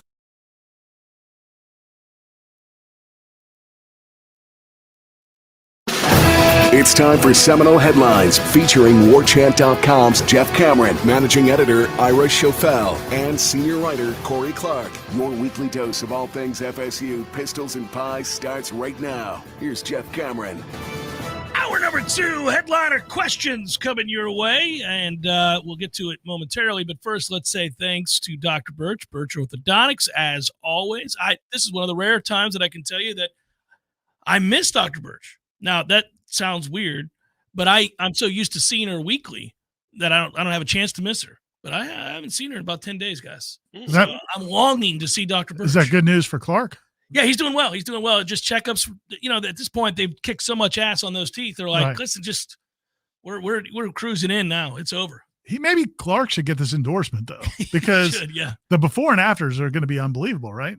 Like they're always good. Like all of my kids and Steph's kids and Jean's kids. I'm all of our almost kids. Afraid to allow her to put that on the wall or anything. I mean, they'll see the alien that Clark was, but no, look at the positives. But yeah, it's been a drastic overhaul. So if your kid has alien teeth, that really should be the motto, the sales pitch from Birch Orthodontics. If your kid has alien teeth, or maybe not so alien teeth, it's kind of alien teeth, go to birchorthodontics.com, BURCH orthodontics.com, and you can set up free consultations. They do tremendous work, all the latest techniques. The top, just couldn't be any better. Great customer service, payment plans, make it affordable for you, and also they'll talk a little football. Talk about a little FSU football. They're big Noles fans, and you should support them because they support us and they support the entire community. That is correct. Constantly, Dr. Birch is just being generous with the entire community. So if you support Birch Orthodontics, you're supporting the local community. A couple of things here. Justin wrote in the chat. Now, I'll get to the other questions on Twitter and Facebook. If FSU wins the national championship, will the SEC – I just like starting the questions with this idea that Florida State's winning the national championship. Will the SEC or Big Ten do more to help FSU out of their conference situation? Imagine the bidding war then, guys. For real. I think it was actually David Hale who what? Wait a minute. David Hale actually had a comment in he's been on a bunch of the ACC podcasts lately, but he said basically his theory, and I subscribe to this theory, was that if the college football playoff changes and you have less automatic qualifier bids because the Pac-12 no more, and obviously nobody's got a ton of love for the ACC, and if they go to a situation where you have more at-large bids, the SEC might be more inclined to expand, because then they'll have more teams that they can get in to a more wide open college football playoff process. So while the SEC may not be inclined to expand right now, that's what they keep saying, that could change if that playoff. So one thing to really watch, I think, is Florida State's season this year is important because you want to keep looking marketable, and you want to be, but also what happens with that playoff decision is going to be, and I don't know how they don't do that. I mean, you can't just, they're going to have to expand the number of at-large teams. But do you think the difference between Florida State finishing 5th in the nation and 1st is that big a difference? Like, if they show they're relevant, if they remain relevant, and they get all those eyeballs that they're going to get in their big games, isn't that just as important to the future of a conference, trying to think about it, than just, TCU almost, well, they didn't almost win a national championship, but they got to the national championship game. Nobody's talking about the SEC going after TCU. I think it has more to do with looking relevant, staying relevant, and all those eyeballs that will be on the big games. Helps play this game, and I think they're going to play well in this game. So right off the bat, again, you're going to embolden your case to be made for being included in that conference. Marlon writes, good day, gents. The national spotlight will be on Florida State, and knowing that expectations are high in Tallahassee, could you see a scenario where Coach Norvell takes the air out of the ball and makes this a running game using his much improved offensive line? Or will this be a Pac-12, Big 12 shootout type game? Love the show and your sponsors. Thanks, Marlon. I think he's going to do whatever he thinks is, giving Florida State the best advantage to win the game. I mean, he's not been afraid to throw it around the lot in games where he thinks they have the advantage there, and he's not been afraid to run the ball down your throat. See Miami. Yeah, I think you're going to run it first, and if you have success doing that, you're going to keep doing that. But like we saw in the Oklahoma game where, okay, you're not going to let us run it, well, then we're going to throw. Yeah. And I think that's what – so I think, they'll feel them out early based on what they're doing defensively. But to your point, I thought Alex Atkins' comments on Sunday were – exactly what you want to hear. You've got so many playmakers at so many positions in the backfield, at tight end, at running back, at receiver, that you don't have to go into a game saying we've got to win this mismatch. You might have mismatches in a lot of different places. That's going to be the case week to week. It only, I think, will be more exploitive. Tom and I had this weird conversation where we're like, you could see a game this year where you get mad at Mike because he's betwixt and between. Like, he's got so many options. Well, I could beat their ass throwing it here. I could beat their ass throwing it here. And then he gets stuck in between, and it's disjointed and convoluted. And you're like, we can't get into a rhythm. That's a good problem to have. But you could see something like that happen once or twice this year. I think. Well, it's a lot of hands and only one ball. And there's a lot of good players that are going to want, Atkins said, it was Dugans that said you might have 8 or 10 catches one game and then 0 the next game. I don't know if it'll be that extreme, but you will have. Johnny Wilson had it last year. He'd have 100 yards and then he'd have 12.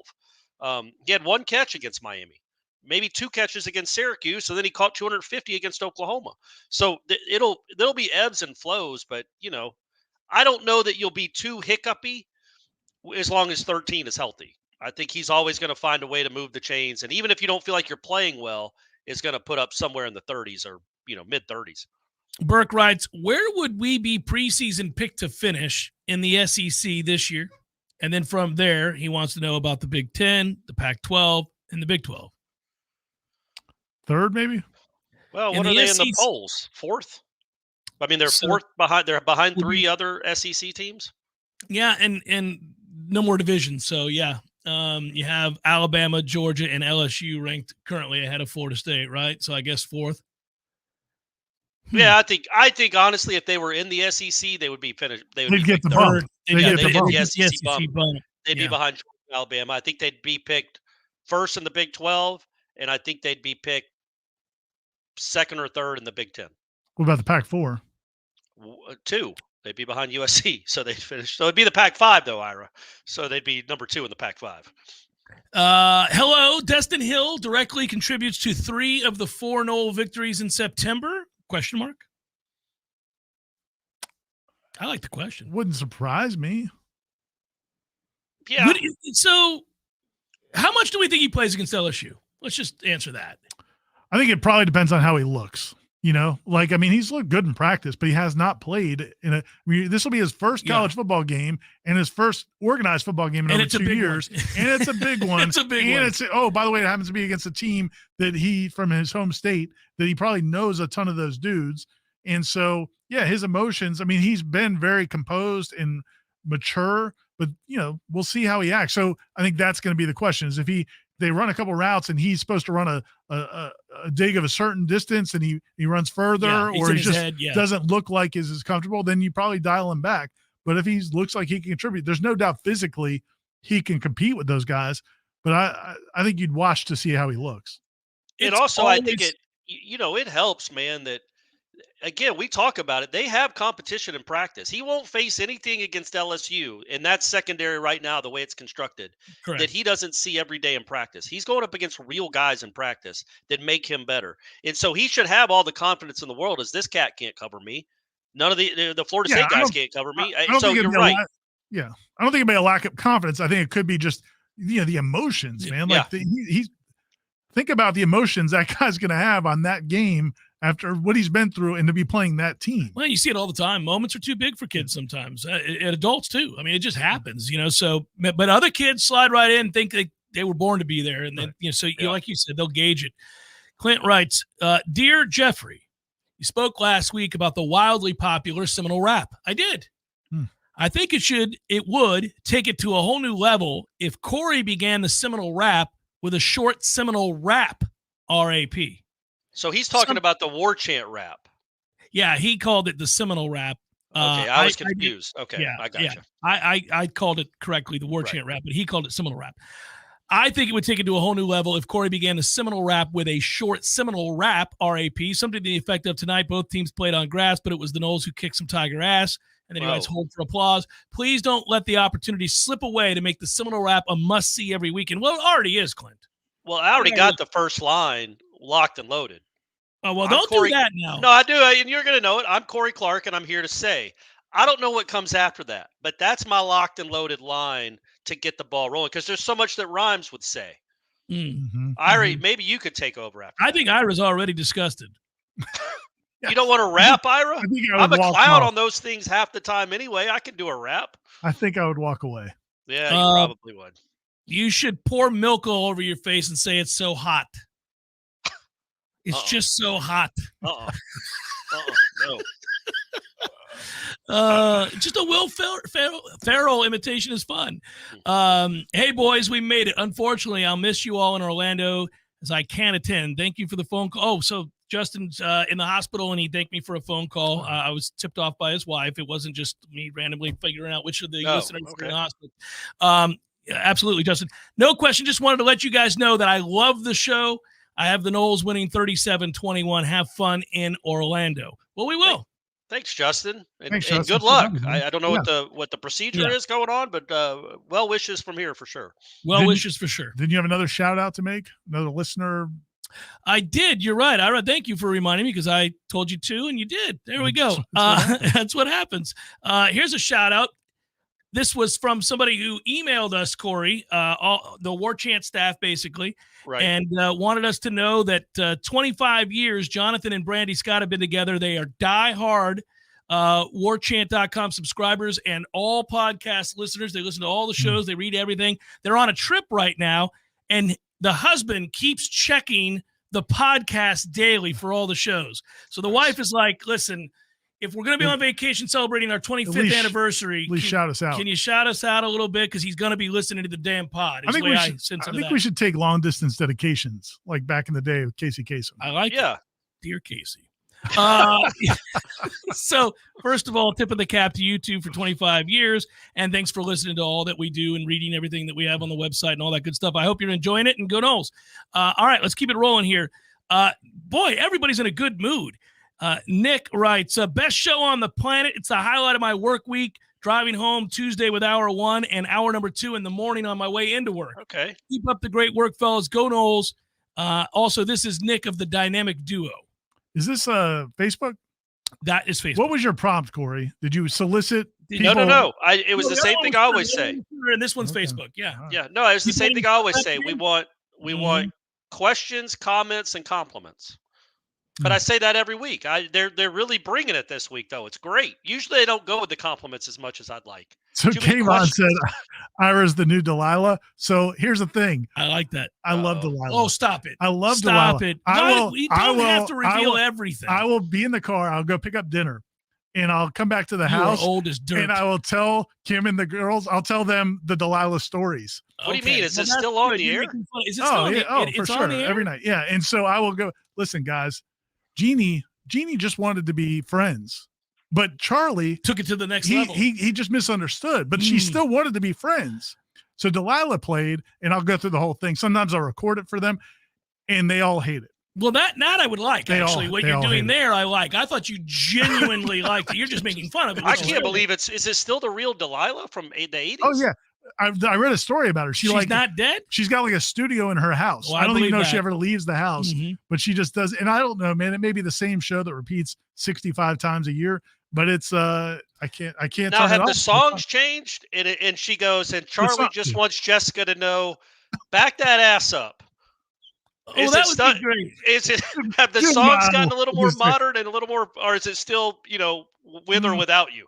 I would tell you this. Not a lot of Juvenile. If somebody were to say that through that story, like that they wanted to be friends, and then the Charlie wanted more, and then she's dedicating back that ass up to Charlie, it would be the greatest moment in radio history. In Delilah history, for sure. Yeah. Charlie, here's back that ass up. How good would that be? Hello, gentlemen. After LSU game last year, I'm wondering if you guys believe we'll have more success containing the quarterback. Yes and no. I hate this. I'm not accusing you of this, Joseph. But the most delusional thing that happens, amongst fan bases when they face a mobile quarterback is this idea that we're just not good against mobile quarterbacks. We really struggle against mobile quarterbacks. We have a hard time getting mobile quarterbacks to the ground. Yeah, man. Everybody does. Everybody. It's difficult. You don't think that Florida realized Jordan Travis was mobile? Remember that moment when 3 guys were holding him and somehow he scored even though they called him down? Yeah. Man, they knew. They just couldn't stop him from doing it. The problem is the guys you have chasing the quarterback usually aren't as athletic as that guy. Certainly not as fast because they're 260 or 250 pounds. And also, everybody knew Michael Vick was pretty mobile. Even in the NFL, they knew he was mobile. And it was a really difficult thing to get that dude to the ground. And what it does do, and that was kind of the point I made earlier, the challenge with those kinds of quarterbacks, especially, a guy this guy is elite athletic. Yes, he's not just athletic. Yeah, he's freakish. He's elite athletic. I don't. That was one thing going into that game last year. I didn't realize he was quite as fast as he is. He is super athletic. I call it annoyingly athletic. And I've talked to somebody on the FSU staff, not one of the assistant coaches, but somebody on the staff who was on the field, and they said, man, when he ran by them, they were like, ooh, that's different. He's moving. Yeah. And so now you've got to devote, if you want to take that away, which is a solid idea, but now what are you giving up? What are you opening up? A lot of teams attempted to keep him in the pocket and make him throw the ball. Because that's what you want to do. Traditionally, anybody that runs that well actually doesn't throw it all that well because they've always been able to fall back on running. And believe me, Nick Saban tried to do that. It didn't work. I mean, we're trying to do it. Now, we're better equipped this year. I will agree with the question there. We're better equipped to contain him. But, man, I mean, it's tough. It'll be interesting too, right? Guys they haven't even started game planning for LSU. I think that probably starts tomorrow, Wednesday. So I'm not talking out of school. We haven't seen any preparation for stopping them. But who do you think they would try to use as a spy? Because you can't use Deloach. I mean, that's a bit. I mean, Deloach is fast for a linebacker, but should it be a DB almost? Is he such a unique running quarterback that it should be a DB that runs with him? I don't know. He's so fast, and that's so big a part of his game that I would make sure. You can't make sure, but I would make sure I have somebody almost of his athleticism. I'm talking about a Azarie or a Jarian Jones or somebody that can run with him stride for stride because – man, it's going to be tough to ask a linebacker to do it. It helps if you can play zone, Corey. That's the whole thing. Yeah, you've been man for so damn long. When you turn your back to a guy, he's gone. So just play a lot of zone and be able to come up and make a tackle. And make him pay for it if you can. Yeah. Because that was, obviously that was the whole thing with Michael Vick is Mickey's he's going to run, but by the end of the fourth quarter, we're going to make it so he doesn't want to run anymore. Yeah, and that's what the Bucs did against the Falcons because they had Derek Brooks shadow him, and then he would hit him in a way that was evil most of the time. And you encourage you're like, hey, if you accidentally hit him out of bounds in the neck and he slide into the bench, things happen.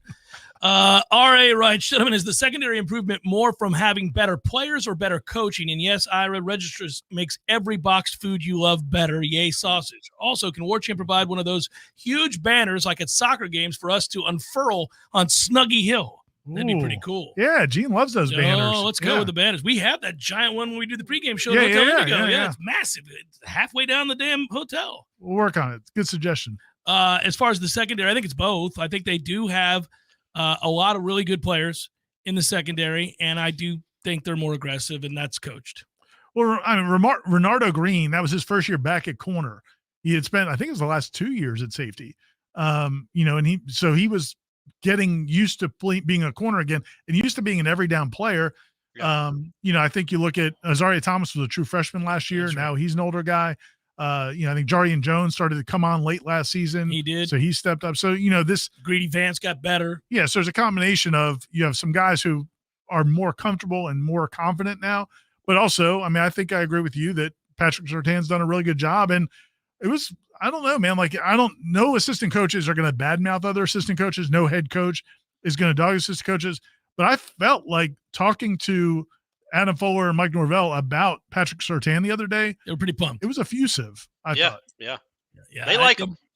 As they should. It was a good hire. Seminole Headlines, 93.3 Real Talk Radio, Warchant TV continues in a moment. Every night at the Corner Pocket, take home prizes on Trivia Tuesdays and Beer Bingo Thursdays. And kickstart your weekend with Martini Fridays. Plus happy hour runs every weekday and game day specials every time the Noles take the field. Watch all the best games at the Corner Pocket's Vegas wall, featuring 560 inches of flat screen TV heaven. Oh, really? The best food, the best drinks, and the best place to watch all the games. Tallahassee loves the Corner Pocket. There's no doubt that buying a home can feel overwhelming, especially if it's your first home. You're worried about location, school zones, square footage, inspections, insurance, loan approvals, interest rates, and of course the price. Buying a home could be the most significant investment you've ever made. But there's good news. You have our friends at Legendary Home Loans, and they're on your side and in your corner. They're going to go to bat for you. Shannon Young from Legendary Home Loans can help first-time home buyers get up to $25,000 for your down payment. For first responders, veterans, teachers, military, and healthcare workers. And that's not all. Shannon is an expert navigator of the home loan terrain, and you can trust that he's going to get you the most competitive interest rates and guide you through the process every step of the way.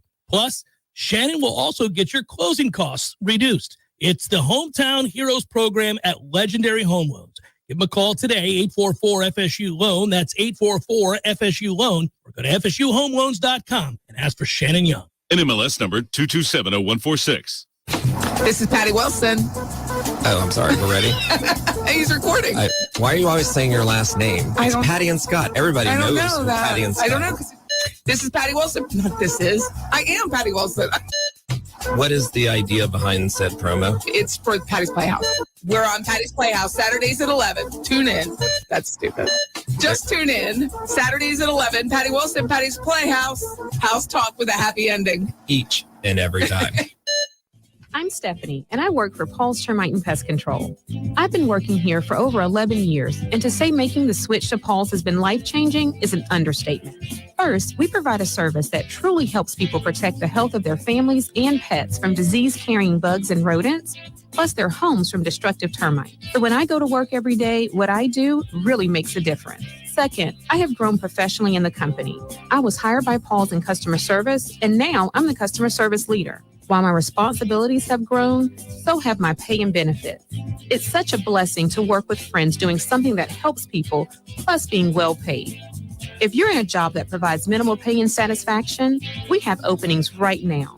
Paul's employees receive many benefits like CHP, 401k, paid vacations, and holidays. We work Monday through Friday and provide extensive training so no experience is required.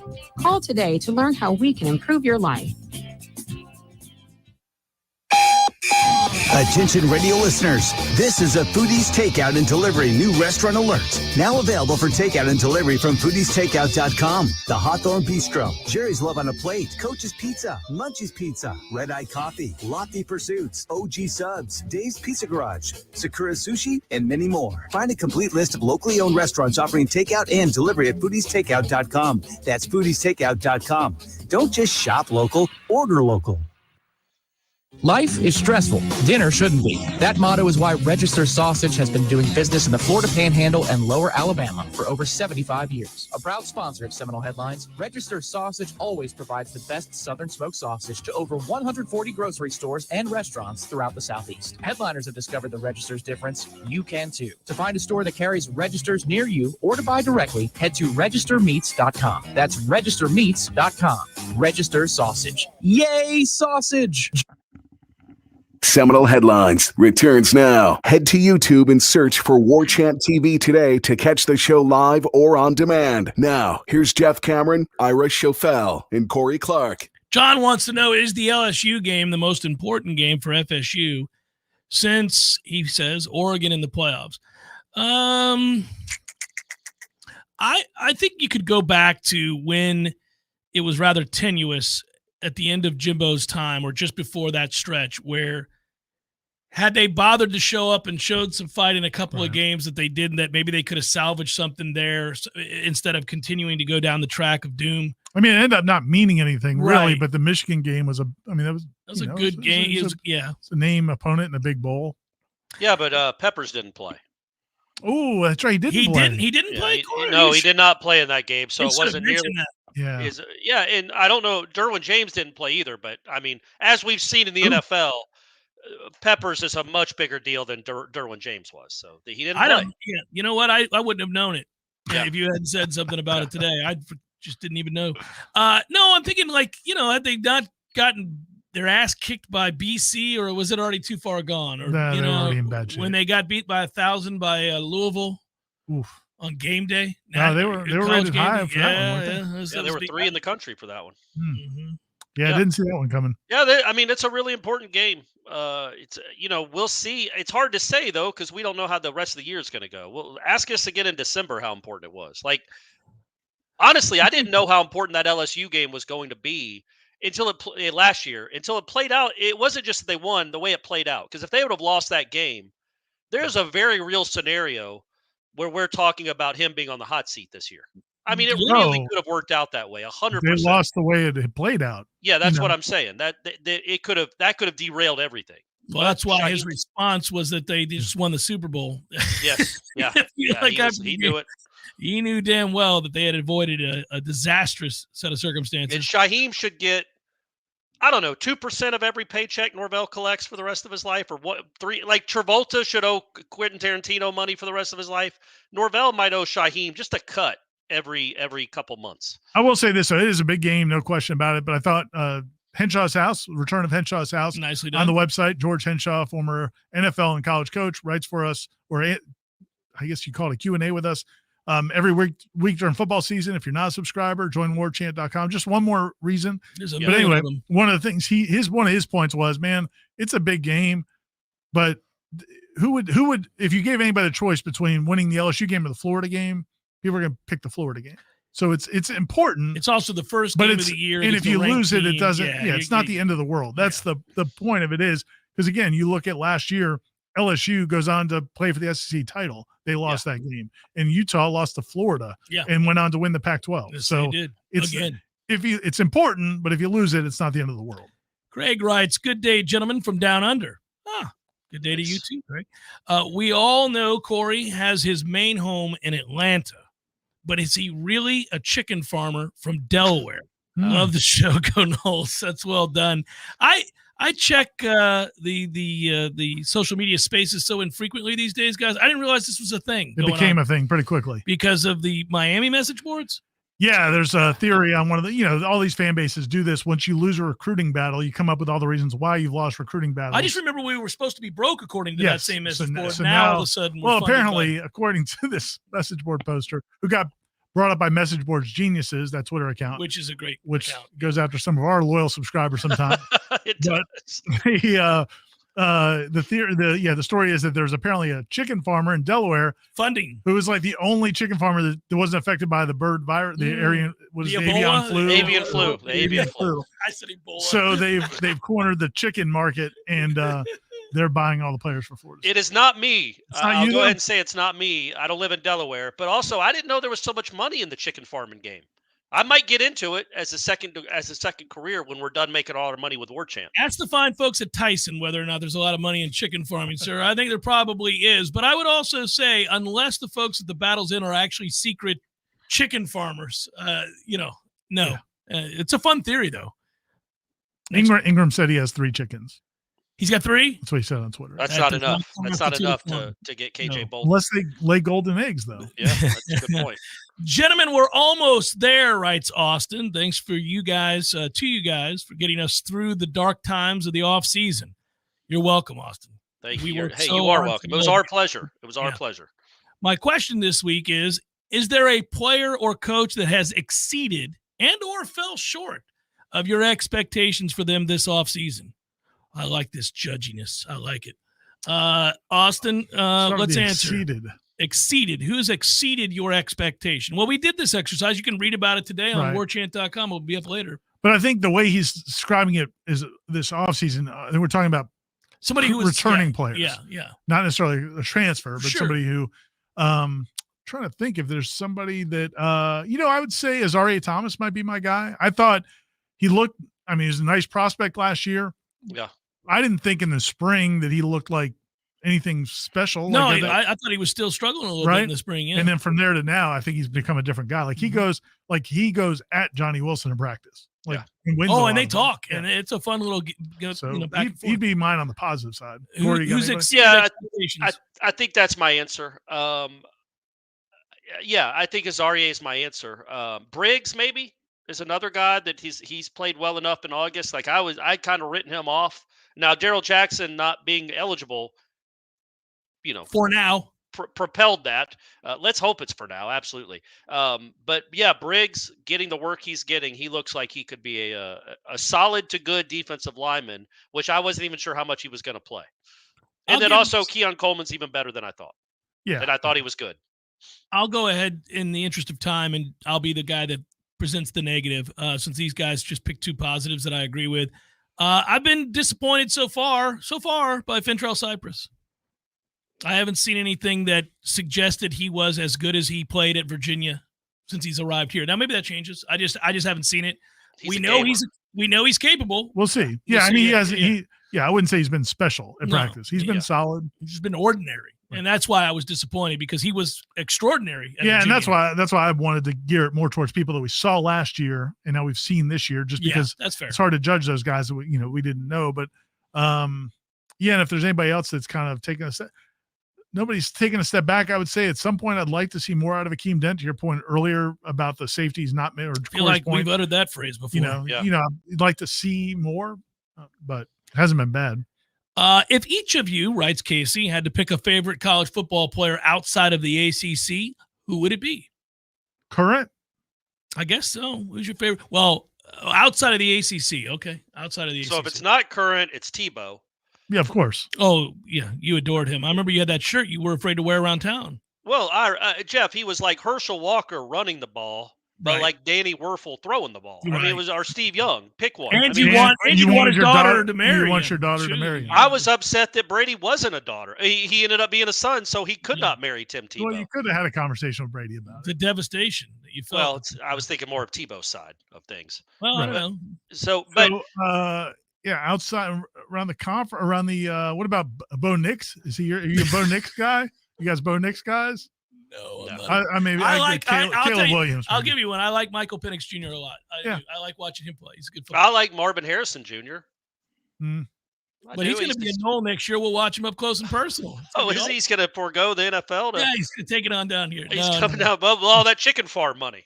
He's really good. I like Bowers. Bowers is a nice player. Ooh, that's a good one. Yeah, he's. I didn't want to say that because I didn't want to be the UGA homer, but yes, my answer would be Brock Bowers.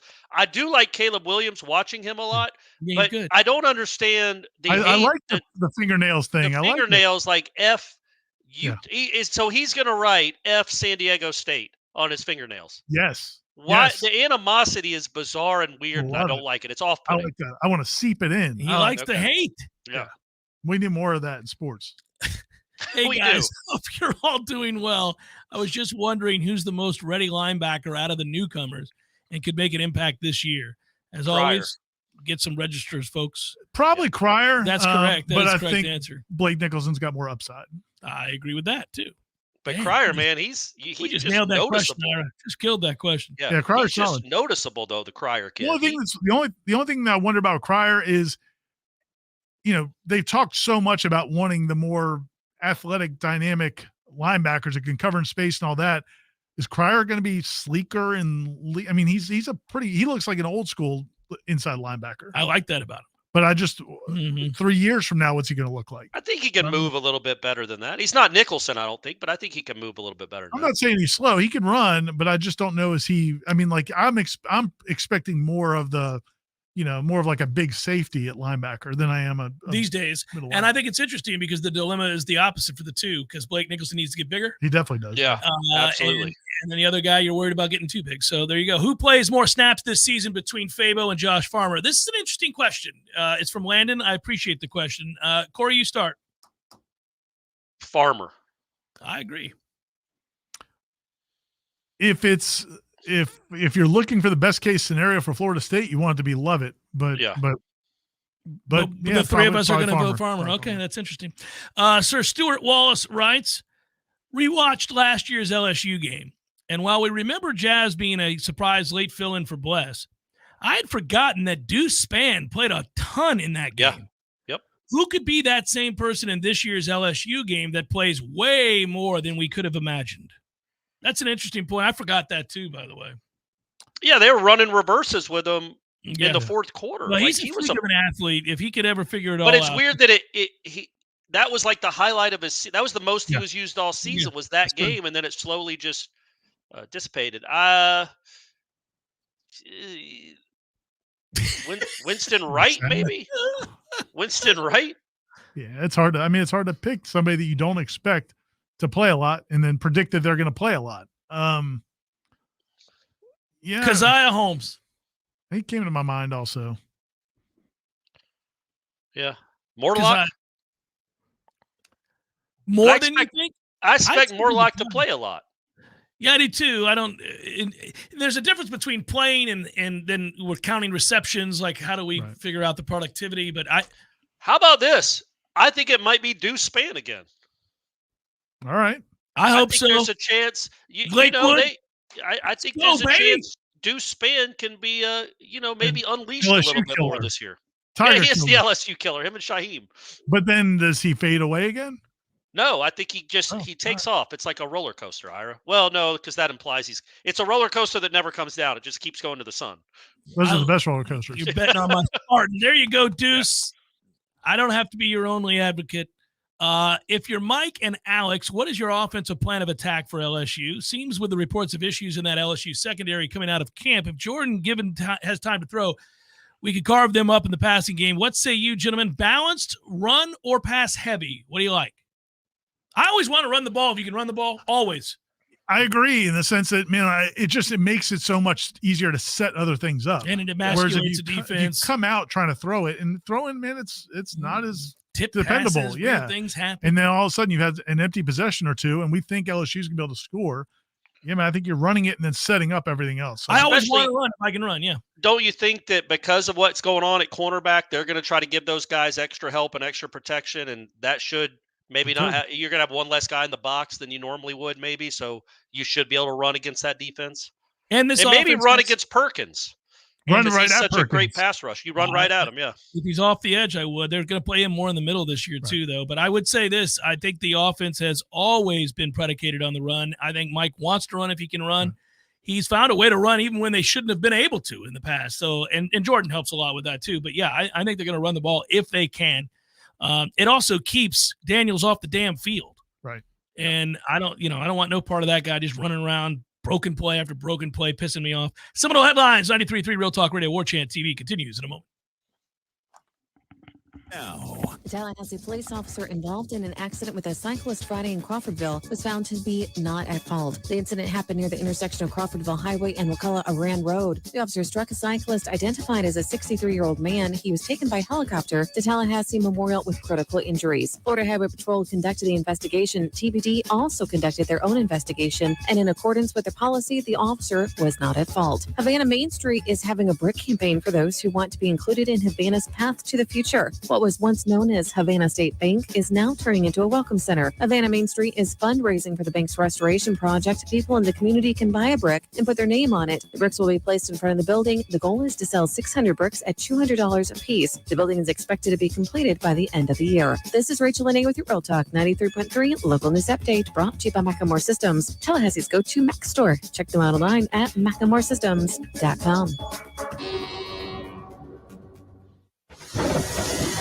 This is meteorologist Paul Trombley with your Real Talk 93.3 weather update. Partly cloudy this afternoon with a slight chance for scattered storms. Highs level off around 98.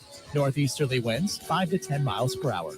Slight chance for scattered storms again tonight. Lows dip down to about 78. Slight chance for scattered storms tomorrow. High temperatures reach up to 99. Mainly sunny skies and calm.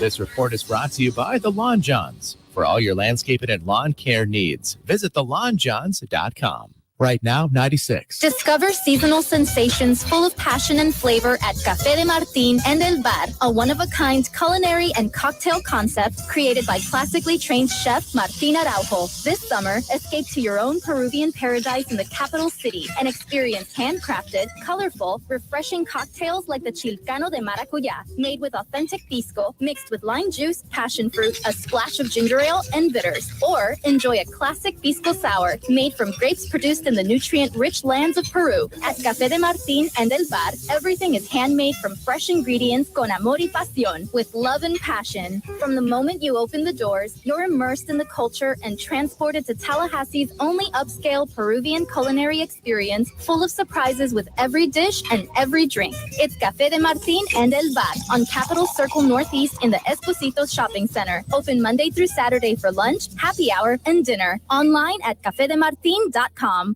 Life is stressful. Dinner shouldn't be. That motto is why Register Sausage has been doing business in the Florida Panhandle and Lower Alabama for over 75 years. A proud sponsor of Seminole Headlines, Register Sausage always provides the best Southern smoked sausage to over 140 grocery stores and restaurants throughout the Southeast. Headliners have discovered the Register's difference. You can too. To find a store that carries Registers near you or to buy directly, head to registermeats.com. That's registermeats.com. Register Sausage. Yay, sausage!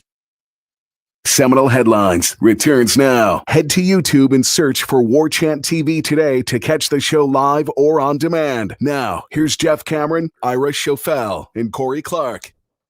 What top 10 team, ranked team, I should say, finishes unranked, and which unranked team finishes in the top 10? Ooh. I got to pull up the top 25 here. Whose question was that? That was Kevin.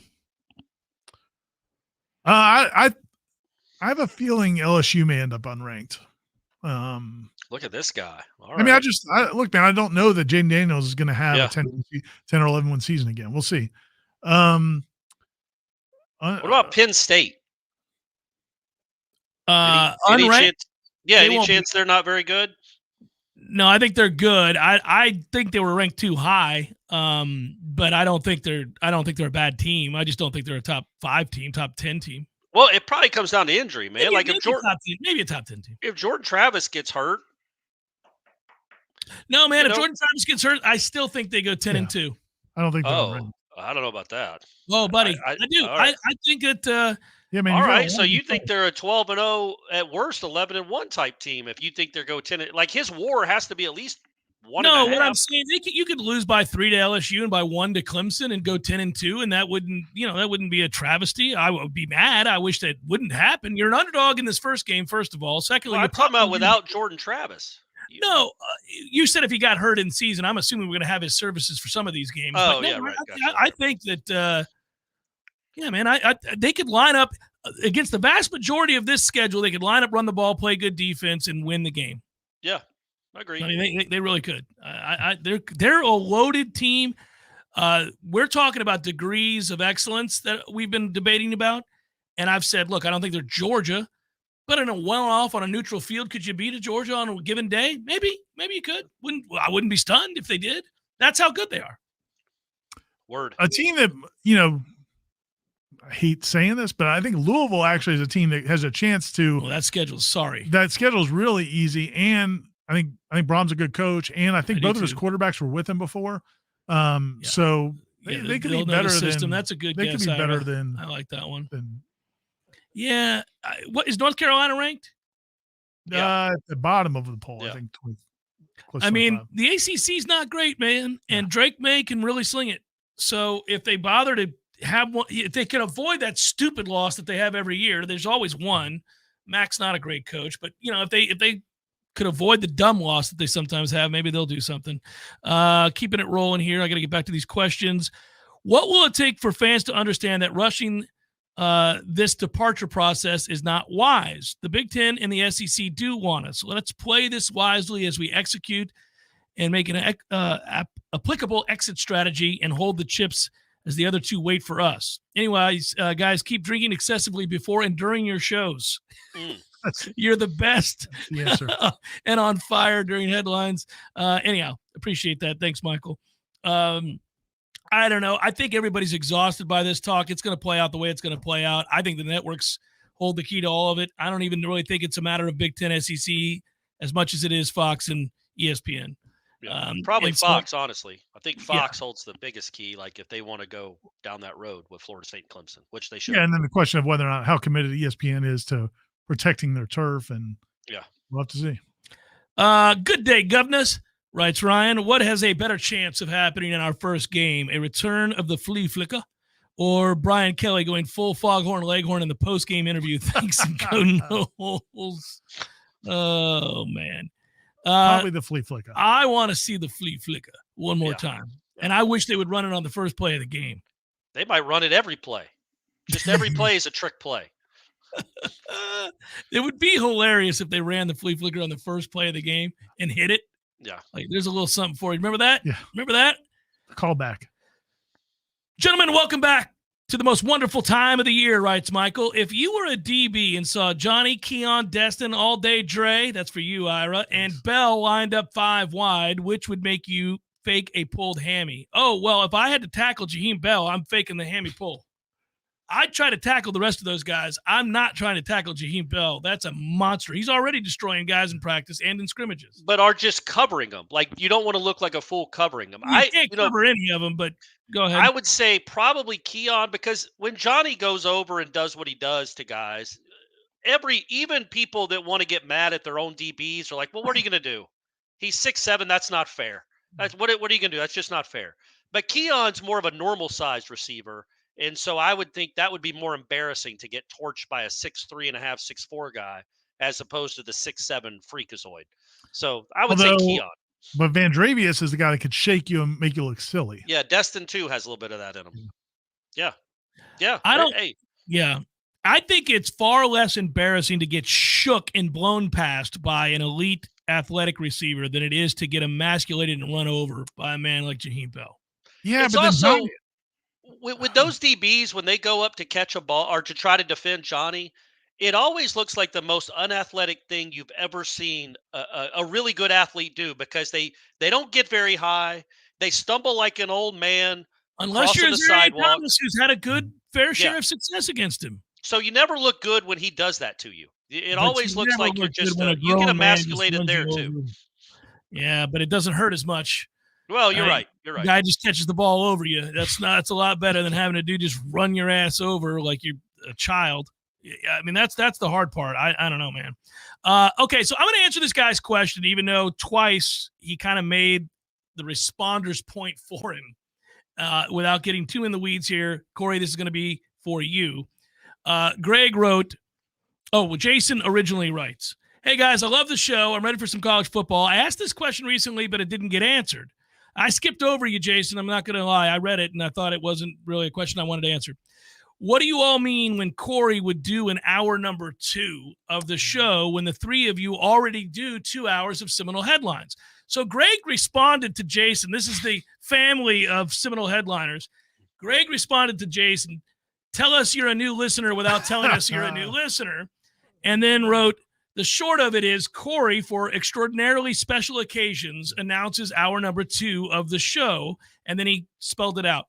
And then Jason wrote back, "I'm not a new listener, Greg, and I know they say that for special occasions. I'm asking because I'm curious what it means when he already does an hour number 2.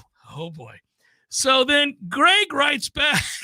I'd rather listen to you two fighting about the Clemson game last year than this. Jason, well, then maybe I'm confused by your question or haven't listened closely enough. Still seems like the distinction you might be missing is him announcing or introing the second hour of the show versus participating in hour number 2. Anyhow, we both can agree that kickoff can't come soon enough." That's awesome. So that was civil. I like that. That was civil way of saying, come on, man. A lot more civil than you two. then most people would have been in that situation. So I guess if we go to the genesis, I think it goes back to your first show when you moved to ESPN and you had like a 9-hour show. I did it. Yeah, I did an 8-hour show or something like that. Ira and I were on one of the hours. It was insane that they wanted me to do that, but we did it. Yes. And Ira and I were in one of the hours, and I jokingly said something like hour number 4 or something, and you kept playing it on the show. Well, I made fun of the way you said it too. Well, right, that's what I mean. Trying to say it with gusto. You were trying to. I was trying to do you. Yeah. And then somehow that morphed into during 2013. I said I would do an hour number 2. I think if they beat Clemson, maybe. I don't remember the first time I did it. I think it was for Clemson. But do you remember the first time you reneged on it? Oh, there it is. And I mean, that was Ira. I don't remember. Maybe once. I don't remember. I know I did it when they held Miami under 20 points in 16 after that train wreck of a stretch there for the defense. But yeah, I don't. I think I've probably only done it 4 times. And probably reneged 3 times. I'm probably hitting about 58, 61%. Because you'll just up and pretend like you never said something or did something. Yeah, no, and you go 12-0 this year. Like, what are you talking about? And with a straight face, you'll look us in the eyes, even in studio, and just be like, I never said that. I didn't say that, and you don't have any video to prove that I did.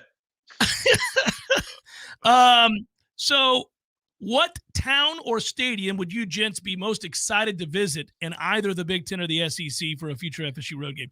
Now, we've had this one a bunch, Henry. Appreciate you. I think we all said that we were excited to maybe go see a game in Oxford if we were in the SEC. And then what did we say about the Big Ten? Either Michigan or Ohio State, right? Yeah. I like East Lafayette, so I'm not as partial to Purdue because I don't want to go to I don't go to one of the western part of that town. That's ridiculous. Well, you don't want to go to Champaign either, my friend. Well, it's supposedly a pretty campus. It looks pretty, but not in November. Pretty as ass. Stop it. And don't want to go to West Lansing. That's crazy. They have two colleges with. They're just in the directional part of a city, not even a big city. I'd go out in the sticks to see Penn State. That'd be fun, just because of the stadium. I'd like to go to Happy Valley. Yeah, I'd do that. And then, I think Oxford. Oxford's the right answer for that, right? We've been to Baton Rouge. We've been to all these other places. I've never been to Oxford. That's why I hear Oxford's a real deal too. By the way, everybody says it's a really fun place to go see a game. So. You don't really ever hear people talk about. Look, Athens is a cool town. It is. It's an awesome. But you don't hear a lot of people talk about game day at Sanford Stadium as being unbelievable. Hey, I agree with that. You don't. Corey, I think that's true. You don't. Really you don't. But it is a cool. It's a cool. I mean, you got really hardcore fans, but yeah, it's not on the same level as Oxford for some reason. I don't know if it's. I'll be honest with you. Going to Neyland is incredible. Yeah, that's what I'm saying. Awesome Neyland's cool. Yeah. Baton Rouge is cool. There's some really. It's weird that you don't really hear it as much about Georgia. Okay, last one here. I think here we go. Hypothetically, if FSU goes 4-0 against the SEC this year, will we be in Doak watching Bama, Tennessee, Texas, etc. by 2025? Probably so. If they go 4-0, I think if they go 2-2, 2-2, if they play 4 SEC games, I think that's a good sign of what happened this season. So yeah, I would say that you're probably in the SEC 2 years from now. Ira, more predictions, but I think we're good here. We got less than a minute to go on the show. Yeah, I think I still think either way that's where this is going to end up happening. I will say this, man, and on that topic, I was talking to somebody about this the other day. Somebody in the business community, just about how important it would be if Florida State was in the SEC. Huge. Because what that would do for you talk about every weekend. I mean, every weekend. Think about our friends at Corner Pocket on a Friday night. If Tennessee's in town, it's not just the FSU fans that come. I've been reading this for a long time. Right. I have this. It would be incredible for everybody. I've never seen a Wake Forest fan in Corner Pocket. You would have throngs of Tennessee fans all over this city. Wake Forest, fans, they know what would happen if they went to the Corner Pocket. Like they might not walk out. That'd be yeah. Give me those pens and those glasses, nerd. Good work, Corey. Well played. Good work, Ira. Good work, Director Matthew. As always, be well, everybody. Peace.